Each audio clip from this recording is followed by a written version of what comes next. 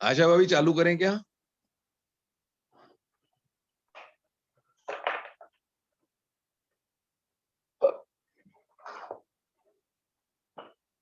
आप म्यूट हो।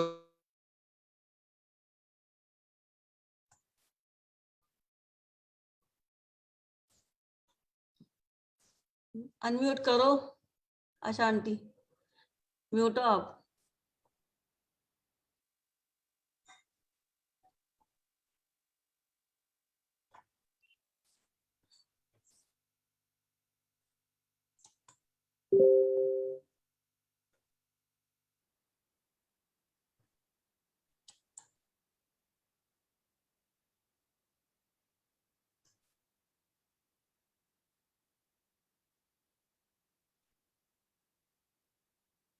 मनीषा जी आगे दिखती हैं।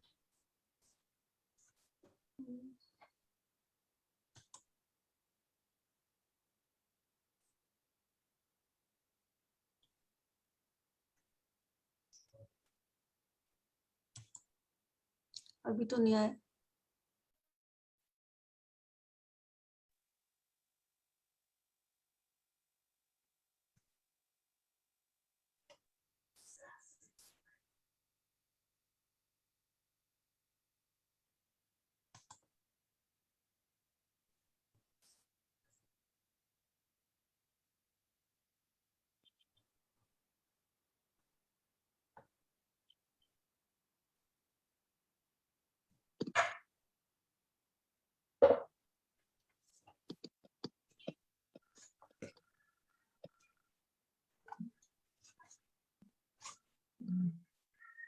चालू करेंगे आशा भाभी?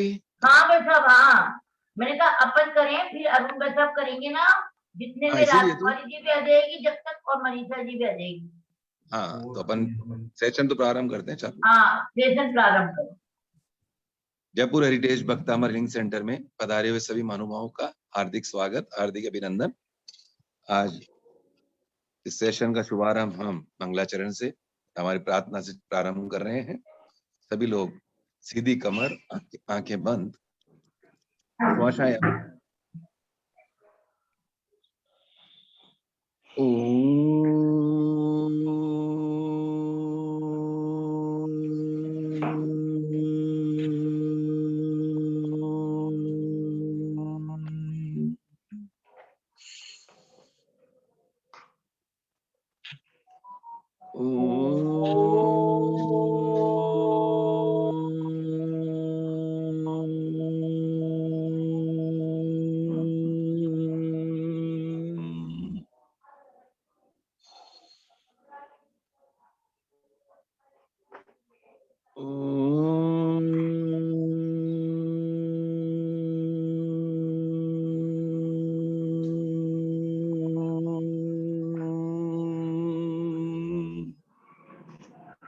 ओम नमः सिद्धेभ्य, ओम नमः सिद्धेभ्य, ओम नमः सिद्धेभ्य।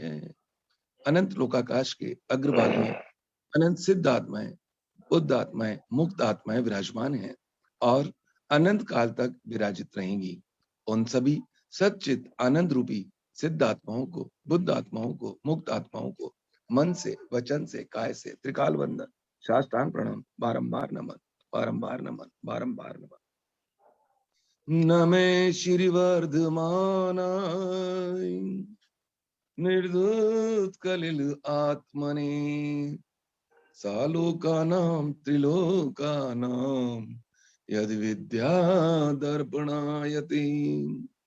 मंगलम भगवान वीरो, मंगलम गौतमो गणी, मंगलम कुंद कुंदाद्यो, जैन धर्मोस्तु मंगलम, विश्व धर्मोस्तु मंगलम, आत्म धर्मोस्तु मंगलम। मोक्ष मार्गस्य नेतारं वेतारं कर्म भूभृतां ज्ञातारं विश्व तत्त्वानां वन्दे तद्गुण लब्धये। अज्ञान तिमिर अंधानां ज्ञानाञ्जन शलाकया चक्षु उन्मीलितं येन तस्मै श्री गुरुवे नमः। ओंकारं बिंदु संयुक्तं नित्यं ध्यायन्ति योगिने कामदं मोक्षदं चैव ओंकाराय नमो नमः। ह्रींकाराय नमो नमः। श्रींकाराय नमो नमः। तन निर्मल हो मन निर्मल हो जीवन धन आचरण सदाई निर्मल हो। तन संभल हो मन संभल हो जीवन धन आचरण सदाई संभल हो। तन मंगल हो मन मंगल हो जीवन धन आचरण सदाई मंगल हो। यह जीवन मंगलमय हो निर्भय हो नित्य निरामय हो। यह जीवन ज्योतिर्मय हो पाप विलय हो पुण्योदय हो कर्मों का क्षय सर्वोदय हो। यह जीवन मंगलमय हो जन्म जरा मृत्यु से ऊपर जीवन मृत्युंजय हो। यह जीवन ज्योतिर्मय हो यह जीवन मंगलमय हो। नमन आत्म परमात्म को वीतराग भगवान। नमन गुरु जननी जनक धर्म संग श्रुत संत सदा रहे जयवंत है उपकार अनंत। मंगलियो मंगलियो मंगलियो। सभी को सादर जय जिनेंद्र। आज का सेशन में हीलिंग के लिए मैं निवेदन करूं श्री अरुण जी सेठी से कि जो मुख्य श्लोक हैं उनका श्लोक रिद्धि और मंत्रों के द्वारा सभी को हीलिंग करें। सभी को जय जिनेंद्र। हाथ जोड़ के आदिनाथ जो भगवान के चरणों में नमन करें सभी। और रूपाली जी लेंगे। ठीक है अरुण जी सेठी। हाँ, सभी आदिनाथ भगवान के चरणों में नमन करें और शांत मुद्रा प्रसन्न मुख एकदम हंसते हुए भक्तामृत स्रोत की हीलिंग शुरू कर रहे हैं। हम श्लोक नंबर पहला बोल रहे हैं। भक्तामर प्रणत मोल मणि प्रभाणा मुद्योतकं दलित पाप तमोवितानम सम्यक प्रणम्य जिन पाद युगम युगादा वालंबनम भवजले पतितां जनानाम्। ओम ह्रीं अरम नमो अरिहंताणम नमो जिनाणम राम ह्रीं रूम रोम नयस्यावसाय प्रति चक्रे फट विचक्राय झोम झोम नमः स्वाहा। ओम राम ह्रीं रूम श्रीं क्लीं ब्लूम क्रोम ओम ह्रीं नमः स्वाहा। यह संसुत है सकल वाङ्मय तत्व बोधा दुधभूत बुद्धि पटु भी सुरलोकनाथे स्तोत्रेर्जगत्रितय चित हरेरुधारे स्तोषे किलाहमपि तं प्रथमं जिनेन्द्रम् प्रथमं जिनेन्द्रम्। ओम राम ह्रीं श्रीं क्लीं ब्लूं नमः सकलार्थ सिद्धिणम् ओम ह्रीं अरम नमो ओहि जिनाणम् झोम झोम नमः स्वाहा। श्लोक नंबर 6 ले रहा हूं मैं बुद्धि विकास हेतु। अल्पैश्रुतं श्रुतवतां परिहासधामेन त्वद्भक्तिरेव मुखरीकुरुते बलान्मान् यत् कोकिलः किल मधो मधुरं विरोति तच्चाम्रचारुकलिका निकरेकहेतु ओम ह्रीं श्रां श्रीं श्रूं श्रं हं सं थ थ थ ठ ठ सरस्वती भगवती विद्या प्रसादम कुरु कुरु स्वाहा। ओम ह्रीं हरं नमः कुट्ठबुद्धिणं झों झों नमः स्वाहा। 17वां श्लोक ले रहे हूं जो पेट से संबंधित सब तरह की बीमारियों में ये कारगर है।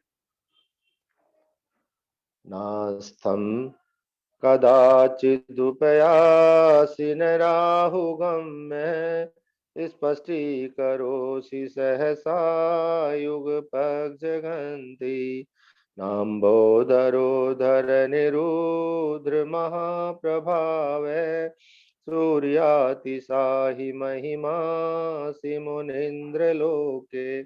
ओम नमो नमः मठे क्षुद्र गट्टे क्षुद्र पीड़ा भंज सर्वरोग निवारणम कुरु कुरु स्वाहा। ओम नमो अजित शत्रु परांजयम कुरु कुरु स्वाहा। ओम ह्रीं हरं नमो अट्टांग महानिमित कुशलाणम झोम झोम नमः स्वाहा। मैं श्लोक नंबर 36 ले रहा हूं।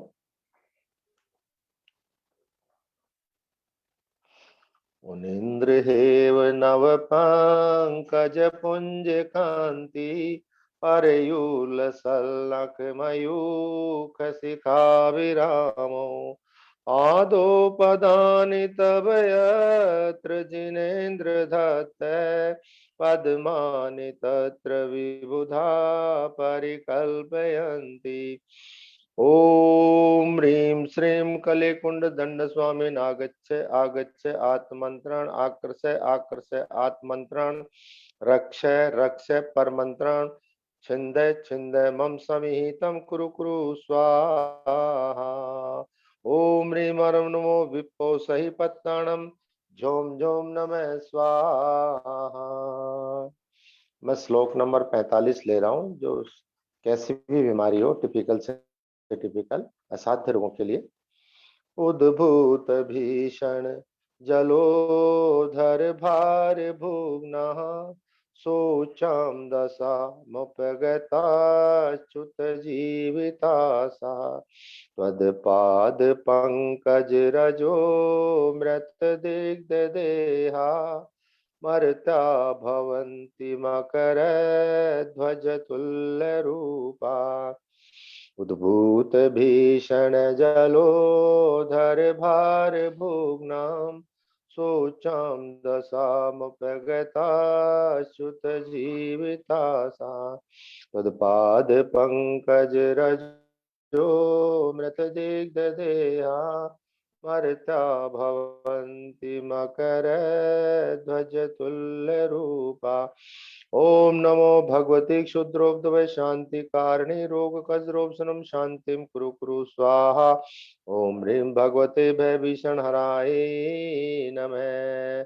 ओम नमो भगवते क्षुद्रोब्धव शांति कारिणी रोग कजरोपशमनम शांतिम कुरु कुरु स्वाहा। ओम ह्रीं भगवते भयभीषण हराय नमः। ओम नमो भगवते क्षुद्रोब्धव शांति कारिणी रोग कजरोपशमनम शांतिम कुरु कुरु स्वाहा।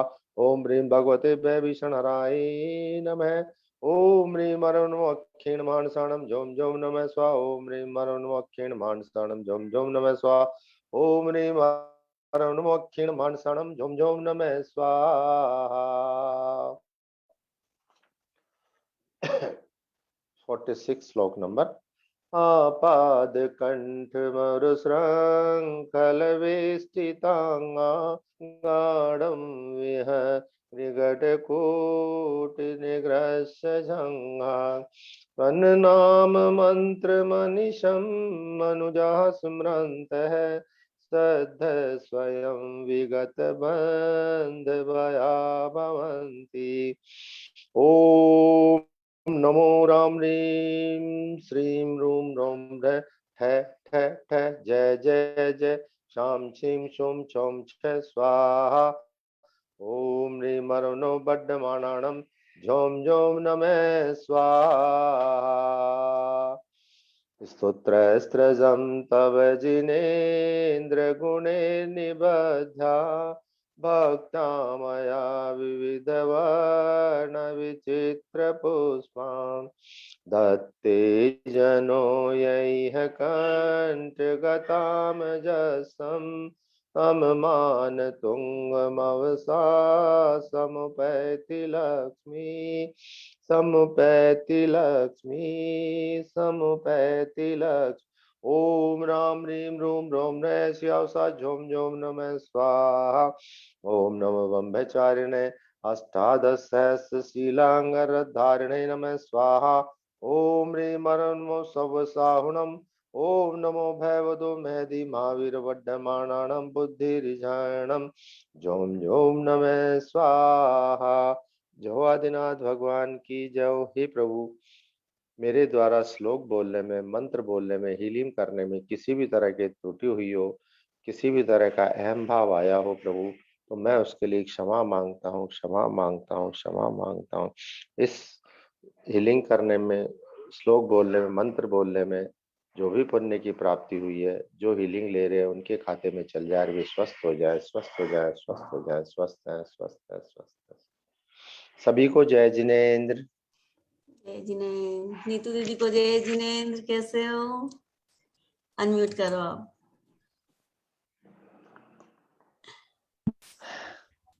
जय जिनेन्द्र। जय पल्ली दीदी, जिनेन्द्र। सुनीता जी, नवाज भैया, आसम गई। आपकी आवाज ब्रेक हो रही है दीदी।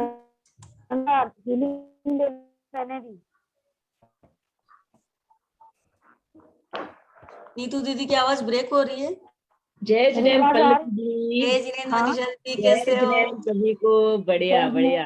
और आपको हैप्पी दिवाली। कल आप हैप्पी absent थे। दिवाली। हाँ, कल मैं थोड़ी बिजी थी। यस। तो नीतू दीदी से हम चाहेंगे कि नीतू दीदी का बहुत बहुत स्वागत है ग्रुप में, और सबकी तरफ से उनको भी हैप्पी दीपावली। नीतू दीदी, शायद उनका आप नेटवर्क प्रॉब्लम है। हाँ, मुरार में है नीतू दीदी, महाराष्ट्र मुरार में है, तो वहाँ थोड़ा सा नेटवर्क प्रॉब्लम होता है। उनकी आवाज भी ब्रेक हो रही थी ना। हाँ, तो नेटवर्क प्रॉब्लम होगा तो शायद नहीं ले पाएंगी वो, लेकिन यदि वीडियो नहीं बंद हुआ हो गया, तो उनका ले वीडियो बंद हो गया। हो गया। रूपाली जी आइए क्या? देखते हैं एक मिनट में। वीडियो बंद है शायद उनका भी। हाँ, रूपाली जी आई हैं, अभी उनका वीडियो ऑफ है। तो हाँ, रूपाली जी आई है। मेरे को होस्ट बना दीजिएगा पल्लवी जी। नहीं, आशा आंटी बनाएंगी होस्ट, वही है। अच्छा अच्छा। तो हम जो है, कल लोगों की डिमांड थी कि ओम का उच्चारण कैसा करना चाहिए। शुरुआत हम ओम के उच्चारण से ही करते हैं कि ओम का उच्चारण हमें कैसे करना है ना। उसके बाद आपको ये बताया जाएगा कि 64 रिद्धियां भक्तमय की 48 रिद्धि में ही समाई होती हैं। उनका उच्चारण 2 मिनट में हमें डेली कैसे करना है ना, ये आपको मैं 5 मिनट के अंदर बताकर फिर सेकंड नंबर का श्लोक आज हमें लेना है। सेकंड, थर्ड और फोर्थ कम से कम 3 श्लोक, और रूपाली जी लेंगी इसका उच्चारण और अर्थ, और देन मैं लूंगी आगे का रिद्धि मध्य एप्लीकेशन। तो आइए हम सबसे पहले 9 बार ओम का उच्चारण करेंगे। कैसे करना है उच्चारण? सभी लोग अपनी अपनी जगह रिलैक्स होकर बैठ जाइएगा, बैकबोन स्ट्रेट रखें, दोनों हाथों को आसमान की ओर खुला रखें, हथेलियों को, जिससे जो एनर्जी गिरे ब्रह्मांड से वो हथेलियों पर गिरे, है ना। ओम का उच्चारण में 3 शब्द होते हैं, आ, उ और मा। आ से शुरुआत करके, जब आ से शुरुआत करते हैं उच्चारण की, तो ये जो आ शब्द है, इसको बोलने से नाभि पे वाइब्रेशन होता है। आप फील करेंगे, जब आप उच्चारण करेंगे तो आप खुद फील करेंगे। हम लोगों को ये पता नहीं होता कि ओम का उच्चारण आ से शुरू किया जाता है, हम सीधा ओ से शुरू करते हैं, तो हमारे नाभि में वाइब्रेशन नहीं होते। तो आपको धीरे से आ बोलना है, आ, उ और मा बोलना है, तभी आपके अंदर वाइब्रेशन होंगे।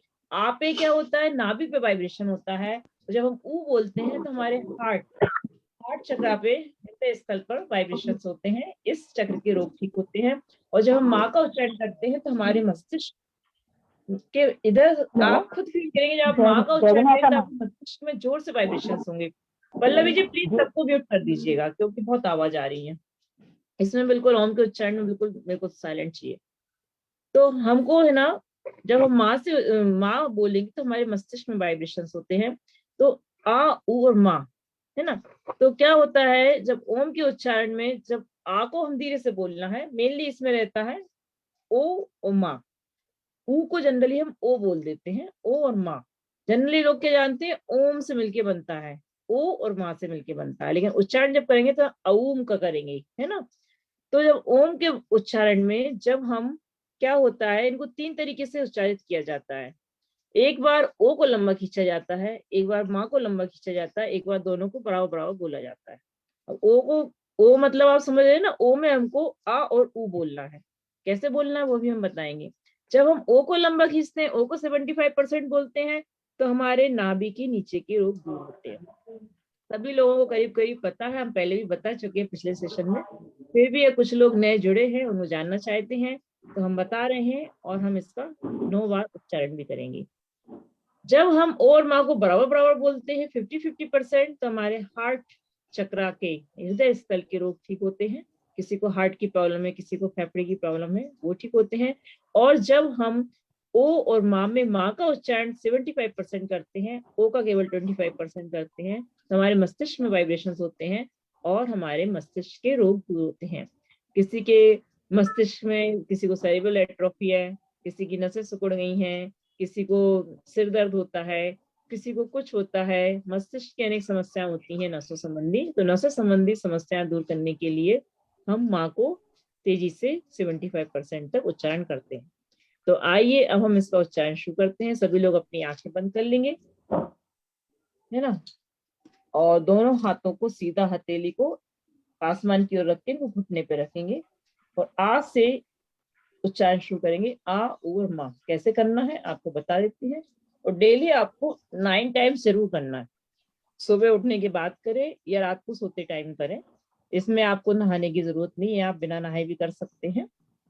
और ओम के उच्चारण को हम बिस्तर में लेटे लेटे भी कैसे कर सकते हैं वो भी मैं आपको बताती हूँ।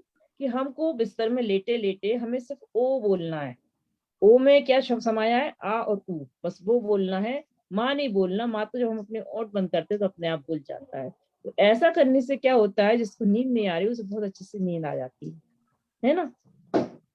तो अपन स्टार्ट करते हैं।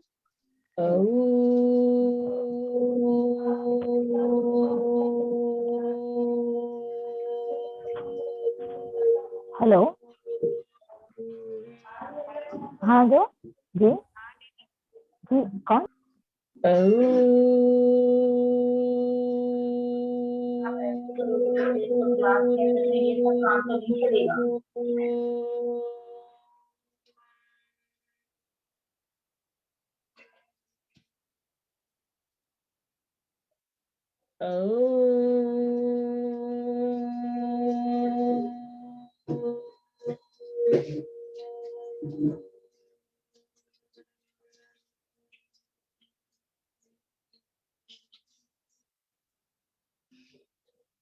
अब हम दोनों का उच्चारण बराबर बराबर करेंगे, ओ और माँ का।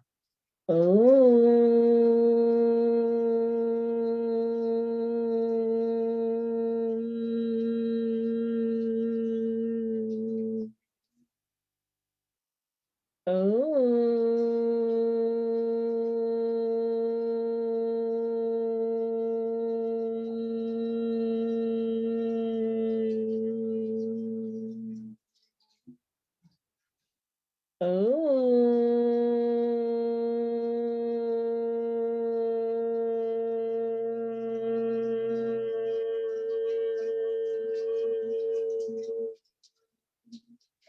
आप बहुत ध्यान से फील करेंगे कि जब हम आ बोलते हैं तो नाभि पे वाइब्रेशन होता है, ऊ बोलते हैं तो हमारे हृदय स्तर में वाइब्रेशन होता है, और माँ बोलते हैं तो मस्तिष्क झनझना जाता है। आपको ये वाइब्रेशंस फील हो रहे होंगे। आइए अब हम माँ को बोलेंगे 75%, तो देखना आपके मस्तिष्क में कितनी तेजी से वाइब्रेशन होंगे। आंखें बंद करके एकदम रिलैक्स होकर, विचार रहित होकर आप इसको फील कीजिएगा।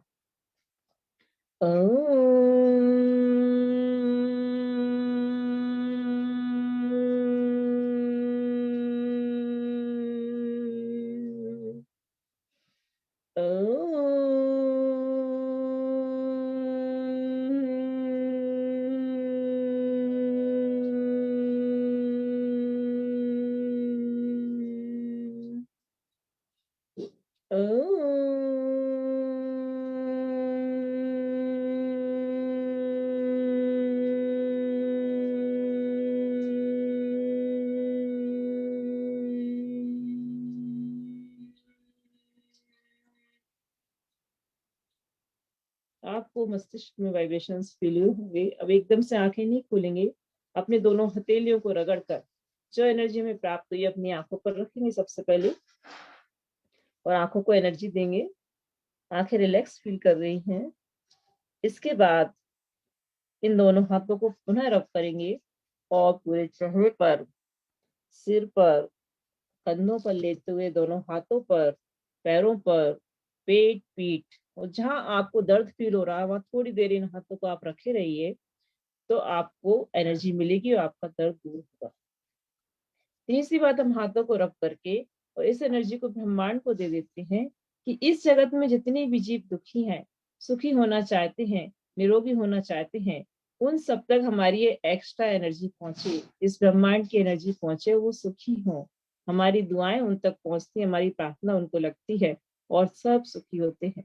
तो इस तरह से हमें डेली करना है। ये एक ओम का छोटा सा ध्यान है जो आपको अपनी मानसिक शांति भी देगा, आपकी नेगेटिविटी भी दूर करेगा, आपकी घर की नेगेटिविटी भी दूर करेगा और लोगों को स्वस्थ करेगा, है ना। तो इसके बाद अब मैं रूपाली से विनती करती हूँ कि आप सेकंड नंबर का श्लोक उच्चारण के साथ अर्थ सहित लीजिएगा। अभी रिद्धि रह गया ना आपका, रिद्धि हाँ, रिद्धि और बतानी है, तो रिद्धि और मैं बता देती हूँ कि हम 64 रिद्धियां जो कि भक्तामृत की 48 रिद्धियों में ही समाई हुई। सबको मालूम है रिद्धियां 64 होती हैं, लेकिन भक्तामृत में 48 होती हैं। तो अब ये 64 रिद्धियां जो है वो भक्तामृत की 48 रिद्धियों में ही समाई गई हैं, इसमें ले ली गई हैं। 48 रिद्धि आप पढ़ेंगे तो आपको 64 रिद्धि उसमें आ जाएंगी। तो कैसे हमको इनको पढ़ना चाहिए? डेली पढ़ना चाहिए। ये रिद्धियां आपकी संकट मोचक होती है। मालूम, आपके घर में कोई विघ्न है, बाधा है, कुछ भी संकट है, आपके घर में अशांति है, आपको मानसिक अशांति है, मतलब 24 घंटे के लिए आपको शांत करने वाली, आपके संकटों को दूर करने वाली ये होती हैं 48 रिद्धियां।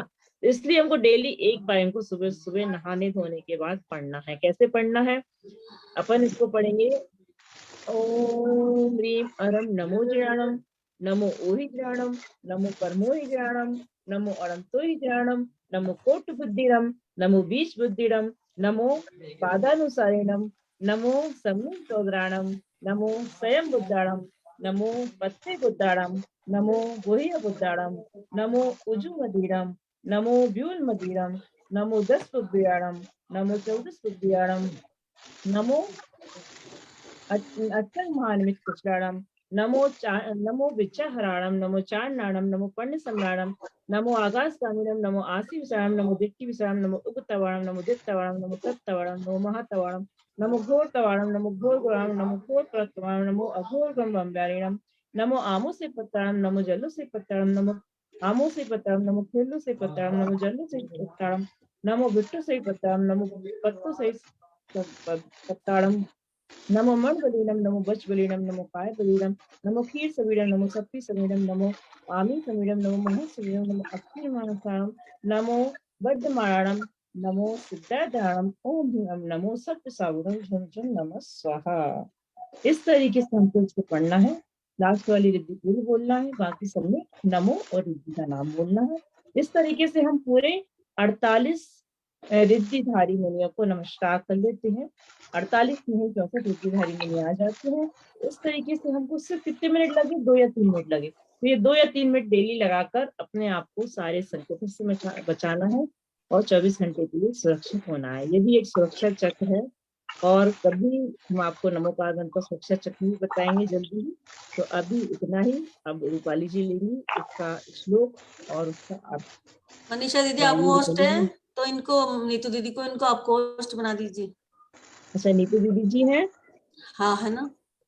तो तो नीतू फिर दीदी नीतू ही दीदी को ही लेंगी। लेने दो ना, नीतू दीदी को लेने दो, फिर नीतू दीदी है हाँ जी, हाँ जी, नीतू दीदी को है लेने ना। देते हैं। यदि उनका बिल्कुल, नेट प्रॉब्लम होता है नहीं तो नीतू फिर आप दीदी को लेने लीजिएगा। दो, हाँ आप उन्हीं को हाँ लेने दीजिए, वो आई है। हाँ, तो नीतू दीदी को पोस्ट बना दिया है मैंने। तो नीतू दीदी जय जिनेंद्र। जय हिंद। वही मैं बोल रही कि मनीषा दीदी तो वही देख ही नहीं रही, रिद्धि सिद्धि बता रही हैं। हाँ, कल लोगों ने पूछा था तो मैंने प्रॉमिस किया था कि मैं कल बताऊंगी। अच्छा अच्छा, ये भी और सबको कैसे हैं आप 41 देखने में बढ़िया, फर्स्ट क्लास। दीदी? पीछे बहुत सुंदर सजा हुआ है, आप कहाँ पर हैं? अभी मैं मुरार में हूँ, आर्यन कॉलेज। अच्छा अच्छा, हाँ, तो सिस्टम पे बैठी तो थी, तो वहीं सिस्टम में से आप शायद ले आप रहे लोग हैं? की आवाज आ रही थी, वीडियो क्रिएट नहीं हो रही थी, इसलिए मैंने अच्छा, कहा फिर मैं चलो मोबाइल से कर लेती हूँ ताकि सही नेटवर्क मिले।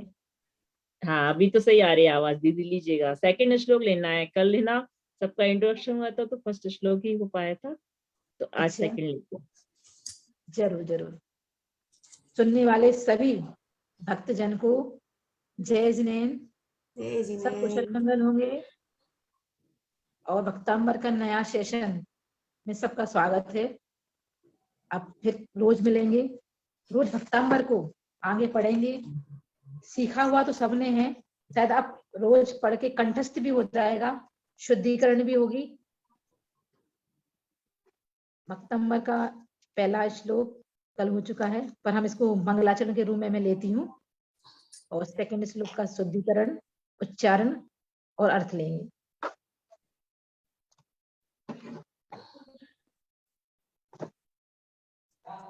देवादिदेव 1008 श्री आदिनाथ भगवान की जय। शासन नायक श्री महावीर भगवान की जय। राष्ट्र शमन मुनि श्री 108 विहर्ष सागर जी महाराज की जय।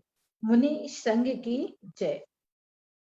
भक्तामर प्रणति मौलि मणि प्रभाणम मुद्योतकं दलिते पापितमोवितानम्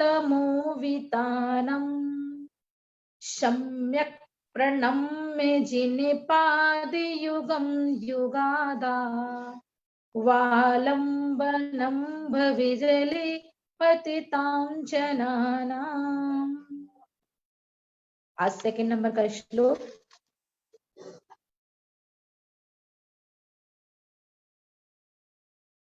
यह संस्तुतः शकले वाङ्मय तत्त्वबोधा दुद्भूत बुद्धिपटुभिः शुरलोके नाथै स्तोत्रैर्जगत्कृतैर्चित्तहरैरुदारै स्तोषे किल्लाहिमपि तं प्रथमं जिनेन्द्रम्। यह विसर्ग है या के साथ, तो आहा, तो इसको पढ़ेंगे यह संस्तुतः, संस्तुतः शकल वाङ्मय, शकल वाङ्मय तत्व बोधा, शकल वाङ्मय तत्व बोधा दुद्भूत बुद्धि पटुभी शुरलोक नाथै दुद्भूत बुद्धि पटुभी, यदि छोटी छोटी मात्राएं हैं तो जल्दी बोलने पड़ेगी। बुद्धि पटुभी शुरलोक नाथै स्तोतैर जगत, स्तोतैर जगत त्रितय चित्त हरै रुदारै स्तोष्य किल्लाहिमपि तं प्रथमं जिनेन्द्रम स्तोष्य किलाहमपि तम प्रथमम जिनेन्द्रम। आई होप सबको आया होगा समझ में। इसको मिला के फिर एक दोबारा बार पढ़ते हैं। यह संस्तुतः शकल वाङ्मय तत्व बोधा दुद्भूत बुद्धि पटुभि चुरलोके नाथै स्त्रोतैर् जगत् त्रितय चित्ते हरैरुदारै तोष्ये किलाह्यमपि तं प्रथमं जिनेन्द्रम्। यह मतलब जो सकल मतलब समस्त वाङ्मय शास्त्रों के तत्वबोधात तत्वों के ज्ञान से उद्भूत मतलब उत्पन्न बुद्धि पटुभी बुद्धि की कुशलता वाले सुरलोक नाथई देवलोक के स्वामी जगत त्रितय तीनों जगत के चित्त हरे मन को हरण करने वाले उदारई प्रशंसनीय स्तोत्रई स्तुति से संस्तुतः अच्छी तरह तम उन प्रथमम पहले जिनेन्द्र देव किल निश्चय अहम मैं मानतुंग अपि भी स्तोष्य स्तुति करूंगा। कैसे उन्होंने उच्चारण में क्या बोल दिया कि भावार्थ में कि जो समस्त शास्त्रों के ज्ञाता हैं या कि जितने भी शास्त्र बने हैं आचार्यों ने लिपिबद्ध किए हैं, पर दिव्य देशना किसकी थी? अरहंत परमेष्ठी की। जब आदिनाथ प्रभु अरहंत परमेष्ठी थे तो जो उनकी दिव्य देशना कृति थी तो उनके गढ़धर बोलते थे और उनको आचार्यों ने शास्त्रों में लिपिबद्ध किया। और जिस दिन लिपिबद्ध किया था तभी से हमें देव और शास्त्र और गुरु तीनों मिले थे। तो ऐसे समस्त शास्त्रों के तत्वों के ज्ञान से, क्योंकि आपको मालूम होना चाहिए 7 तत्व होते हैं, तो उन तत्वों के ज्ञान से उत्पन्न बुद्धि की कुशलता वाले जिनका ज्ञान बढ़ा हुआ है और देवलोक के स्वामी तीनों जगत के मन को हरण करने वाले भगवान को देखकर ऐसा कौन होगा जिसका मन हरण नहीं होगा, प्रशंसनीय और जिनकी स्तुति करने से अच्छी तरह उन पहले जिनेन्द्र देव को मैं निश्चय से मानतुंग भी स्तुति करूंगा। क्योंकि मानतुंग स्वामी महाराज ने भक्तांबर स्तोत्र की रचना की तो वो अपने शब्द अपने भाव को किस तरह से भावार्थ में लिया, अन्वयार्थ में लिया है, उसी को उन्होंने हिंदी में क्या बोल दिया, अपन बोल देंगे कि द्वादशांग वाणी जिनवाणी व तत्व ज्ञान में जो चतुर है, किसको ये सारा ज्ञान है? ऐसे बृहस्पति के द्वारा कि भगवान की स्तुति वंदना कौन कर सकता है? क्योंकि हमारे पास इतना ज्ञान नहीं है कि हम अच्छे शब्दों का प्रयोग करके अच्छी माला के शब्दों की प्रयोग कर उनके चरणों में समर्पित कर सकें। पर भक्ति जरूर करना चाहिए, चाहे टूटे फूटे शब्द क्यों ना हो, मन में जो भी आए आपके अच्छे शब्दों का प्रयोग करके। जरूरी नहीं कि जो जिनवाणी में लिखा है केवल वो ही स्तुति करने लायक पंक्तियां होती हैं। आपके मन में, भाव में, विचार में जब भी कुछ होता है तो अपन कहते हैं, जैसे अपने बच्चे को अपन लाड़ प्यार से क्या क्या कह देते हैं, ऐसे जब भगवान के सामने जाओ और उनका चेहरा देख के अगर हमें कोई शब्द नया निकले, उन शब्दों से भी भगवान की स्तुति कर सकते हैं। तो जैसे मानतुंग स्वामी महाराज ने की, तो द्वादशांग वाणी व तत्व ज्ञान में जो चतुर हैं, ऐसे बृहस्पति के द्वारा मनमोहक स्त्रोतों से जिनकी स्तुति की गई है, अतः मैं भी उन आदि प्रभु की निश्चय से स्तुति करूंगा। मानतुंग स्वामी महाराज कह रहे हैं कि जो स्तुति बृहस्पति और द्वारा की गई है, ऐसे भगवान की स्तुति मैं भी करूंगा। तो इस तरह से श्लोक, उसका अन्वयार्थ और भावार्थ हमने तीनों देखे। और सबसे एक ही प्रार्थना है कि सब हम भक्तांबर को बार बार इसको पढ़ रहे हैं, क्योंकि एक चीज में अगर कमांड हो जाती है तो फिर दूसरी चीज लेना चाहिए। तो भक्तांबर के ऊपर हम सुनते हैं, उसकी रिद्धि सिद्धि मंत्र को पढ़ रहे हैं, तो सभी को इसमें रिद्धि सिद्धि हो वो तो भगवान बताए, पर इसका शुद्धिकरण जरूर करें और शुद्धिकरण के साथ ही पढ़ें। अब मनीषा दीदी,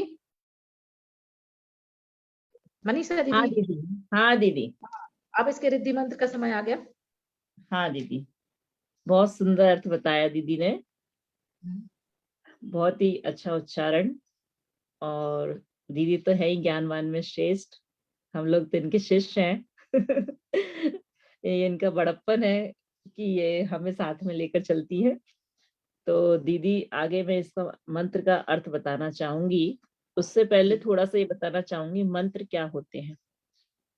मंत्रायते इति मंत्रा, अर्थात जिसका मनन किया जाए, जिसका स्मरण किया जाए, उसे कहते हैं मंत्र। एक परिभाषा की दृष्टि से ये होता है। दूसरे परिभाषा की दृष्टि से ये होता है कि बहुत सारे शब्दों को छोटे से शब्दों में कह देना, छोटे तो उसको भी मंत्र कहते हैं, कि ढेर सारे शब्दों को छोटे से शब्दों में शॉर्ट में कह देना, उसको भी मंत्र कहते हैं। तो जिसके मनन करने से हमें त्राण मिलता है, त्राण मतलब समस्या का समाधान मिलता है, उसे हम कहते हैं मंत्र। तो किसी भी सफलता, मंत्र की सफलता किस पे डिपेंड करती है कि जो मंत्र साधने वाला साधक है उसके कितने भाव लग रहे हैं, आपकी मंत्र में कितनी शुद्धता है, इस पर डिपेंड करती है। ऐसा नहीं है कि हमने बस ये बोल दिया। अंजन चोर ने बोला था आड़म ताड़म कछु न जाड़म सेठ वशर प्रमाणम। उससे यदि हम अपनी तुलना करें तो हम नहीं कर सकते, क्योंकि उसकी श्रद्धा भक्ति वो निश्चल अलग ही थी, है ना। उसने गलत बोला फिर भी उनको सिद्धि हो गई। तो जरूरी नहीं है कि हम गलत बोले तो हमें भी सिद्धि हो जाए। इसलिए जब हम सही बोल सकते हैं, सही सीख सकते हैं, तो हमें सही उच्चारण ही करना है। क्योंकि हमारे पास तो बहुत सारी कमियां ऑलरेडी रहती हैं, तो हम क्यों जानबूझकर कमी करें। इसलिए हमें मंत्र को शुद्ध से शुद्ध उच्चारण करना है, अपने पूरे भाव लगाना है। फिर भी कहीं गलती से यदि गलती हो जाती है तो उसे भगवान माफ कर देते हैं। तो हमें कोशिश ये करना है कि हम मंत्रों को बिल्कुल सही बोले। हमारे जो मंत्र में एक महत्वपूर्ण चीज होती है ध्यान लगाना। ये ध्यान लगाना सबको आना चाहिए, क्योंकि यदि ध्यान सफल है तो मंत्र सफल है। हर मंत्र के पहले ओम का उच्चारण होता है, और ओम के उच्चारण में जो आप ध्यान लगाते हैं उसको हमेशा लंबा खींचना चाहिए। उसके उच्चारण में आप जो ध्यान लगाते हैं वो ध्यान यदि आपका सफल है तो मंत्र आपका सफल है, ध्यान विफल है तो मंत्र विफल है ना। इसलिए क्योंकि जो मंत्र की जो शक्तियां होती है वो हमारे सबकॉन्शियस माइंड में फीड होती हैं। हमारा जो हाइंड ब्रेन होता है, दिमाग का पिछला हिस्सा, वो सबकॉन्शियस माइंड कहलाता है, अवचेतन मन। उसमें हमारी 5000 साल पुरानी मेमोरीज फीड होती हैं। तभी तो कई बार किसी किसी का सबकॉन्शियस माइंड एक्टिव होता है तो उसे अपना पिछला जन्म याद रह जाता है। तो इसमें कोई आश्चर्य नहीं है यदि उसको पिछला जन्म याद रह जाता है। तो इन्हीं सब शक्तियों को हम जागृत करते हैं अपने मंत्रों द्वारा। तो ये मंत्र ऐसे ही तो इफेक्ट करते हैं। अब कोई कहता है कि ना मंत्रों को संस्कृत में ही क्यों पढ़ना चाहिए, वक्तांबर को संस्कृत में ही क्यों पढ़ना चाहिए। वक्तांबर क्या एक मंत्र ही तो है, उसका हर एक अक्षर मंत्र है, तो इनको संस्कृत में ही क्यों पढ़ना चाहिए, इसको हिंदी में पढ़ने से इतना इफेक्ट क्यों नहीं होता है, और जोर जोर से बोल के ही क्यों पढ़ना चाहिए। तो मैं ये बता दूं कि जब हम संस्कृत में पढ़ते हैं तो हमारी जो जीभ है ना बाबर तालु से लगती है, क्योंकि हिंदी में इतनी बार तालु से नहीं लगती जितनी बार संस्कृत में लगती है। संस्कृत में आप कुछ भी बोलेंगे अलग ही जीभ को पलटना पड़ेगा, घूमना पड़ेगा, तालु से लगना पड़ेगा, कभी दांत के अगले हिस्से से, कभी पिछले हिस्से से, कभी कुछ। तो इससे बार तालु से लगने से जीभ जब तालु से लगती है तो बाबर जो है ना वाइब्रेशंस होते हैं, हमारे तालु में वाइब्रेशंस होंगे, हमारे माइंड में वाइब्रेशंस होंगे, हमारी बॉडी में वाइब्रेशंस होते हैं। और जो बॉडी में वाइब्रेशंस होते हैं संस्कृत पढ़ने से, तो फिर वो हमारे वाइब्रेशंस क्या करते हैं, हमारे 7 चक्रों को एक्टिवेट करते हैं। हमारी बॉडी में मेनली मुख्यतः 7 चक्र होते हैं, वैसे तो हजारों होते हैं। मुख्य चक्र 7 होते हैं, गौण चक्र 11 होते हैं, वो भी हम आपको बताएंगे। और सूक्ष्म चक्र 200 से अधिक होते हैं, और अति सूक्ष्म चक्र तो हजारों से अधिक होते हैं। बॉडी के हर एक पोर्शन में चक्र होता है। जो आप 7 चक्र जानते हैं ना, उसके अलावा बहुत सारे चक्र होते हैं। हमारे हथेली में भी चक्र होता है, तभी तो हमारे गुरुदेव हमको आशीर्वाद देते हैं और उनकी एनर्जी हमको मिलती है ना। हमारे उंगलियों में भी चक्र होते हैं, ये उंगलियों की टिप्स में भी चक्र होते हैं, यहाँ पे भी चक्र होते हैं। ये सब चक्र होते हैं, तभी तो हम किसी का आशीर्वाद लेते हैं, किसी के पैर छूते हैं इन उंगलियों से, तो उनके पैरों की उंगलियों से एनर्जी निकलती हुई हमारे हाथों की उंगलियों में आ जाती है और अपने माथे पे लगा लेते हैं, तो हमारे सहस्रार चक्र से वो एनर्जी अंदर पहुंच जाती है, तभी तो आशीर्वाद फलित होता है। इसके पीछे बहुत बड़ा सीक्रेट है कि आशीर्वाद फलित कैसे होता है। तो इस पे ही तो रिसर्च की है लोगों ने, इस पे रिसर्च की। चाइना के लोग इंडिया आए, जापान के लोग इंडिया आए, उन्होंने कहा इनके ऋषि मुनि आशीर्वाद देते हैं, भाई कैसा इसमें फल होता है कि लोग इस आशीर्वाद के पीछे इतने उमड़े घुमड़े रहते हैं और इनका आशीर्वाद फलित होता है, लोगों को सिर्फ फल मिलता है और लोग इतने पीछे पड़े हुए धर्म के, ऐसा धर्म में क्या है।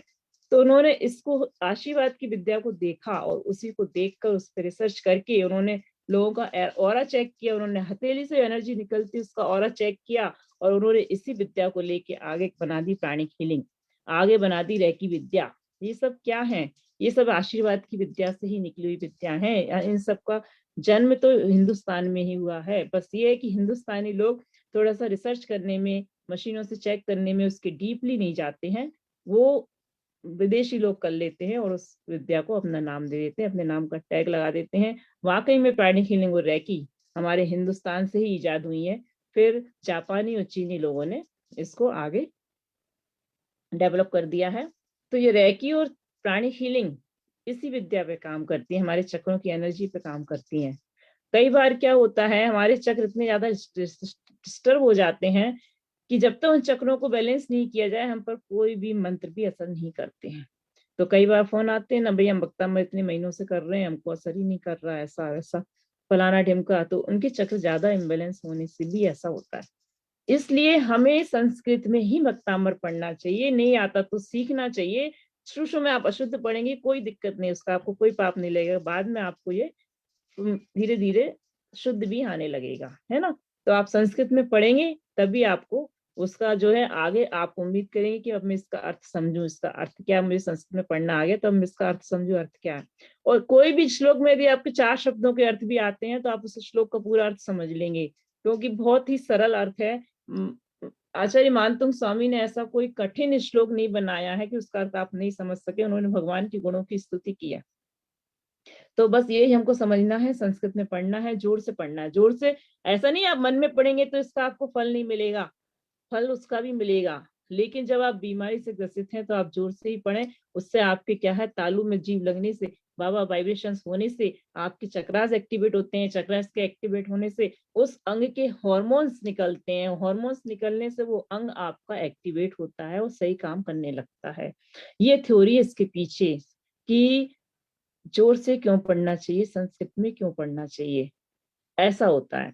तो ये ही मेरी रिसर्च है पीएचडी में। जब मैंने पीएचडी किया तो रिसर्च किया, सबसे पहले मैंने यही जानना चाहा कि ये जो संस्कृत में पढ़ते हैं, जोर से पढ़ते हैं, ये मंत्र पढ़ते हैं, आखिर मंत्र हमारी बॉडी पे काम कैसे करते हैं, कैसे हमारी बॉडी को स्वस्थ कर देते हैं। बड़ी बड़ी दवाइयां स्वस्थ नहीं कर पाती, कई बार ऐसी बीमारियां जो स्वस्थ नहीं कर पाती वो मंत्र काम कर जाते हैं और लोग स्वस्थ होते हैं। तो कैसे होते हैं, तो इसी पे मैं ये रिसर्च की और ये रिसर्च मंजू दीदी, अर्चना दीदी, सभी लोगों को, मूस मैम, सबको बहुत पसंद आई और मेरी थीसिस को उन्होंने दी बेस्ट थीसिस भी नाम दिया, मुझे बहुत अच्छा लगा। और मुझे उस समय बेस्ट स्पीकर का अवार्ड भी मिला था जब मैंने पीएचडी की थी 2019 में।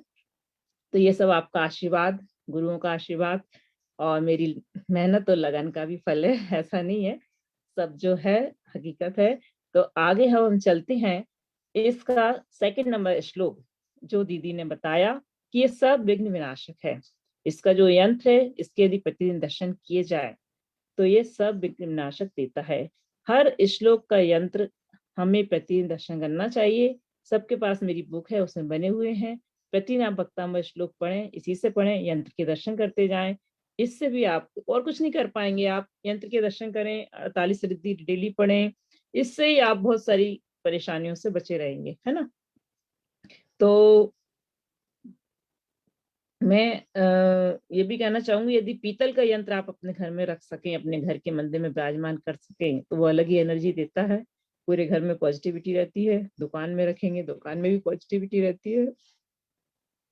तो आप पीतल का यंत्र मंगा कर रख सकते हैं तो वो भी रखिएगा, और नहीं तो फिर एक 48 यंत्र एक पोस्टर आता है, वो अपने घर के मंदिर में या किचन में या ऐसी जगह लगा लीजिएगा जहाँ अशुद्धि में आप नहा जाते हो, उसके प्रतिदिन दर्शन करिएगा, क्योंकि वो दर्शन करना सरल होता है। डेली किताब से 48 यंत्रों के दर्शन करना हर किसी को सरल नहीं होता है, तो आप कैसा भी कर सकते हैं। मगर यंत्र के दर्शन प्रतिदिन करें, ढोक दें, 9 बार नमोकार मंत्र पढ़े, इतना तो हम कर ही सकते हैं। यंत्र की पूजा नहीं कर सकते डेली तो ये यंत्र जो है ना, यंत्र के साथ साथ मंत्र हमारे जीवन में डेली इनका स्मरण होना चाहिए, डेली दर्शन होना चाहिए। आप बिल्कुल स्वस्थ रहेंगे, पॉजिटिव रहेंगे। नहीं तो आजकल इतनी समस्याएं आ रही हैं लोगों को डिप्रेशन की कि हम बता नहीं सकते। छोटे छोटे बच्चे डिप्रेशन में जा रहे हैं, किसी की जॉब नहीं लग रही है तो डिप्रेशन में जा रहा है, किसी की जॉब छूट गई है तो डिप्रेशन में जा रहा है, बड़े भी जा रहे हैं। कोरोना के बाद तो क्या कहें, किसी के धंधे मंदे पड़ गए हैं, किसी का चल नहीं रहा है बिजनेस, किसी को कुछ समस्याएं, किसी को शारीरिक समस्याएं, तो हर कोई डिप्रेशन में जा रहा है। तो ये डिप्रेशन से दूर करते हैं ये मंत्र, हमें पॉजिटिविटी देते हैं, इसलिए डेली मंत्र पढ़ना बहुत जरूरी है। तो ये मंत्र बहुत टाइम नहीं लेते आपके, 10-15 मिनट बस, तो इसलिए प्रतिदिन इनका स्मरण जरूर करें। ये 2nd नंबर का श्लोक जो है, 1st और 2nd नंबर का श्लोक, इसकी रिद्धि मंत्र की आप डेली जाप दीजिएगा। ओम ह्रीम नमो चिणाणम, नमो ओहिजराणम। देखना आपके घर में जो बाधाएं आती हैं, दुकान में जो बाधाएं आती हैं, आपके जीवन में जो बाधाएं आती हैं, उनसे आपको बहुत सारी समस्याओं से समाधान मिलेगा। ये नमो जो जिणाणम है, नमो जिणाणम, एक स्विच वर्ड है। जैसे कि विदेशी स्विच वर्ड है, वैसे ही कुछ देशी स्विच वर्ड भी हैं। ये हमारी पूरी 48 रिद्धियां हैं ना, ये स्विच वर्ड है। आप कुछ मत बोलिए, इतना लंबा नहीं बोलना, नहीं बोलिए, सिर्फ इतना बोलिए नमो जिणाणम, है ना। आप आपसे कोई गलती हो गई है, आप सॉरी मत बोलिए, उसकी जगह बोलिए नमो अरिंताणम या नमो सिद्धाणम, कोई सा भी पद बोलिए, कोई सी भी रिद्धि बोलिएगा। बोलती है ना आरिका दंडमती माता जी की बड़े जो बहन है सविता दीदी, उनसे कोई गलती हो जाती है तो वो सॉरी नहीं बोलती, वो कहती नमो अरिंताणम। बड़ा अच्छा लगता है उनके मुंह से। तो ऐसी ही आदतें हमको डालना चाहिए, ऐसे ही स्विच वर्ड हमको अपने मुंह से बार बार निकालना चाहिए। ये स्विच वर्ड हमारे जीवन में बहुत सारे काम करते हैं। एक दिन मैं स्विच वर्ड की ही क्लास लूंगी और जैनागम के स्विच वर्ड आपको बताऊंगी। तो बहुत कुछ है बताने को, समय ऐसा लगता है कम पड़ जाता है। तो आगे चलती हूँ। इसका जो दूसरे श्लोक का मंत्र है, ओम ह्रीम श्रीम क्लीम ब्लूम नमः। एक बार फिर से पढ़ेंगे, ओम ह्रीम, ह्रीम भी पढ़ सकते हैं, ह्रीम भी पढ़ सकते हैं, दोनों ही सही है।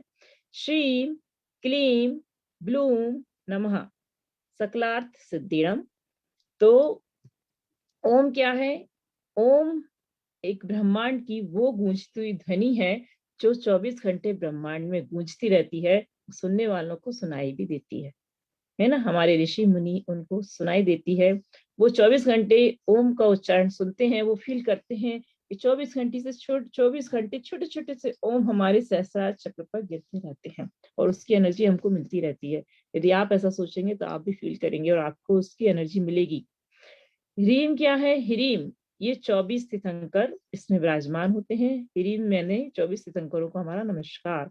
श्रीम ये लक्ष्मी प्राप्ति मंत्र है। आप श्रीम बीजाक्षर की जाप दीजिए, आपको लक्ष्मी संबंधी कोई भी समस्या है आपकी सॉल्व होगी। बस आपको सुबह शाम दोनों टाइम इसकी जाप देना है। आप श्रीम अकेले की भी दे सकते हैं, और यदि इसमें ओम श्रीम नमः आगे ओम पीछे नमः लगा लें तो दी बेस्ट पूरी जाप बन जाती है। तो हम इसको ओम श्रीम नमः की जाप दोनों टाइम दें। अभी दीपावली के समय बहुत सारे लोगों ने दी, महाराज श्री ने बताई थी। रेड कलर की माला से आपकी धन संबंधी समस्याएं बहुत सारी दूर होती हैं। मेरा भी किसी के पास पैसा फंसा हुआ था, वापस नहीं आ रहा था, मैंने भी इसकी जाप की दोनों टाइम ओम श्रीम नमः रेड कलर की माला से, मेरा सारा पैसा वापस आ गया। तो ये बहुत इफेक्टिव होता है। और इस बुक में, मेरी जो बुक है भक्तांबर बीजाक्षर से ऊर्जा, इसमें उधारी वापस आने का मंत्र भी दिया हुआ है। तो वो भी आप यदि करते हैं, मैंने इसके साथ वो भी किया, तो बहुत इफेक्टिव होता है और वो सामने वाले की एनर्जी पैसा वापस करने की बन जाती है, वो उसका मन बन जाता है और खुद ही से फोन आता है कि आपका पैसा मुझे देना है, या हम उसे याद दिला दें तो आपका पैसा वापस आता है। क्लीम ये भी लक्ष्मी प्राप्ति मंत्र है। ब्लूम, ब्लूम ये एक द्रावण बीज है। ब्लूम एक द्रावण बीज है। अब यहाँ द्रावण बीज से क्या मतलब है? मतलब आपके जो है बुरे कर्मों को द्रवित करता है। ये आपने जो कर्म किए हैं, जो आपको कर्म फल देने वाले हैं, उनको द्रवित कर देता है, उन्हें लघु बना देता है। ब्लूम बुरे कर्मों को रोकने वाला है ब्लूम बीजाक्षर।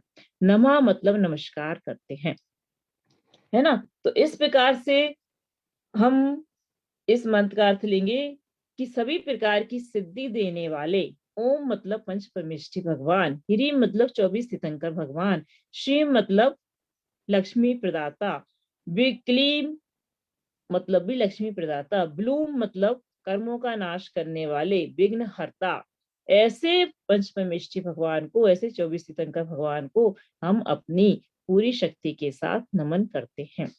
इसका रिद्धि मंत्र क्या है? ओम रीम नमो ओहि त्रयाणम। देखिए ना, हम यहाँ सारे रिद्धिधारी मुनि जिनकी अलग अलग स्पेशलिटी है, अलग अलग विशेषता है, उन्हें हम यहाँ नमस्कार करते हैं। अब यहाँ ओहि त्रयाणम से क्या मतलब है? ओहि मतलब अवधि ज्ञान। तो जे ऐसे जिनेन्द्र भगवान, त्रयाणम मतलब जिनेन्द्र भगवान। ओम रीम अरहम, अरहम से मतलब क्या होता है? जिन्होंने अहंकार का नाश कर दिया है। तो अहंकार का नाश किसने भी कर दिया है? अरिहंत भगवान ने भी कर दिया है, सिद्ध भगवान ने भी कर दिया है ना। इन दो भगवानों ने पूरी तरह से अहंकार का नाश कर दिया है।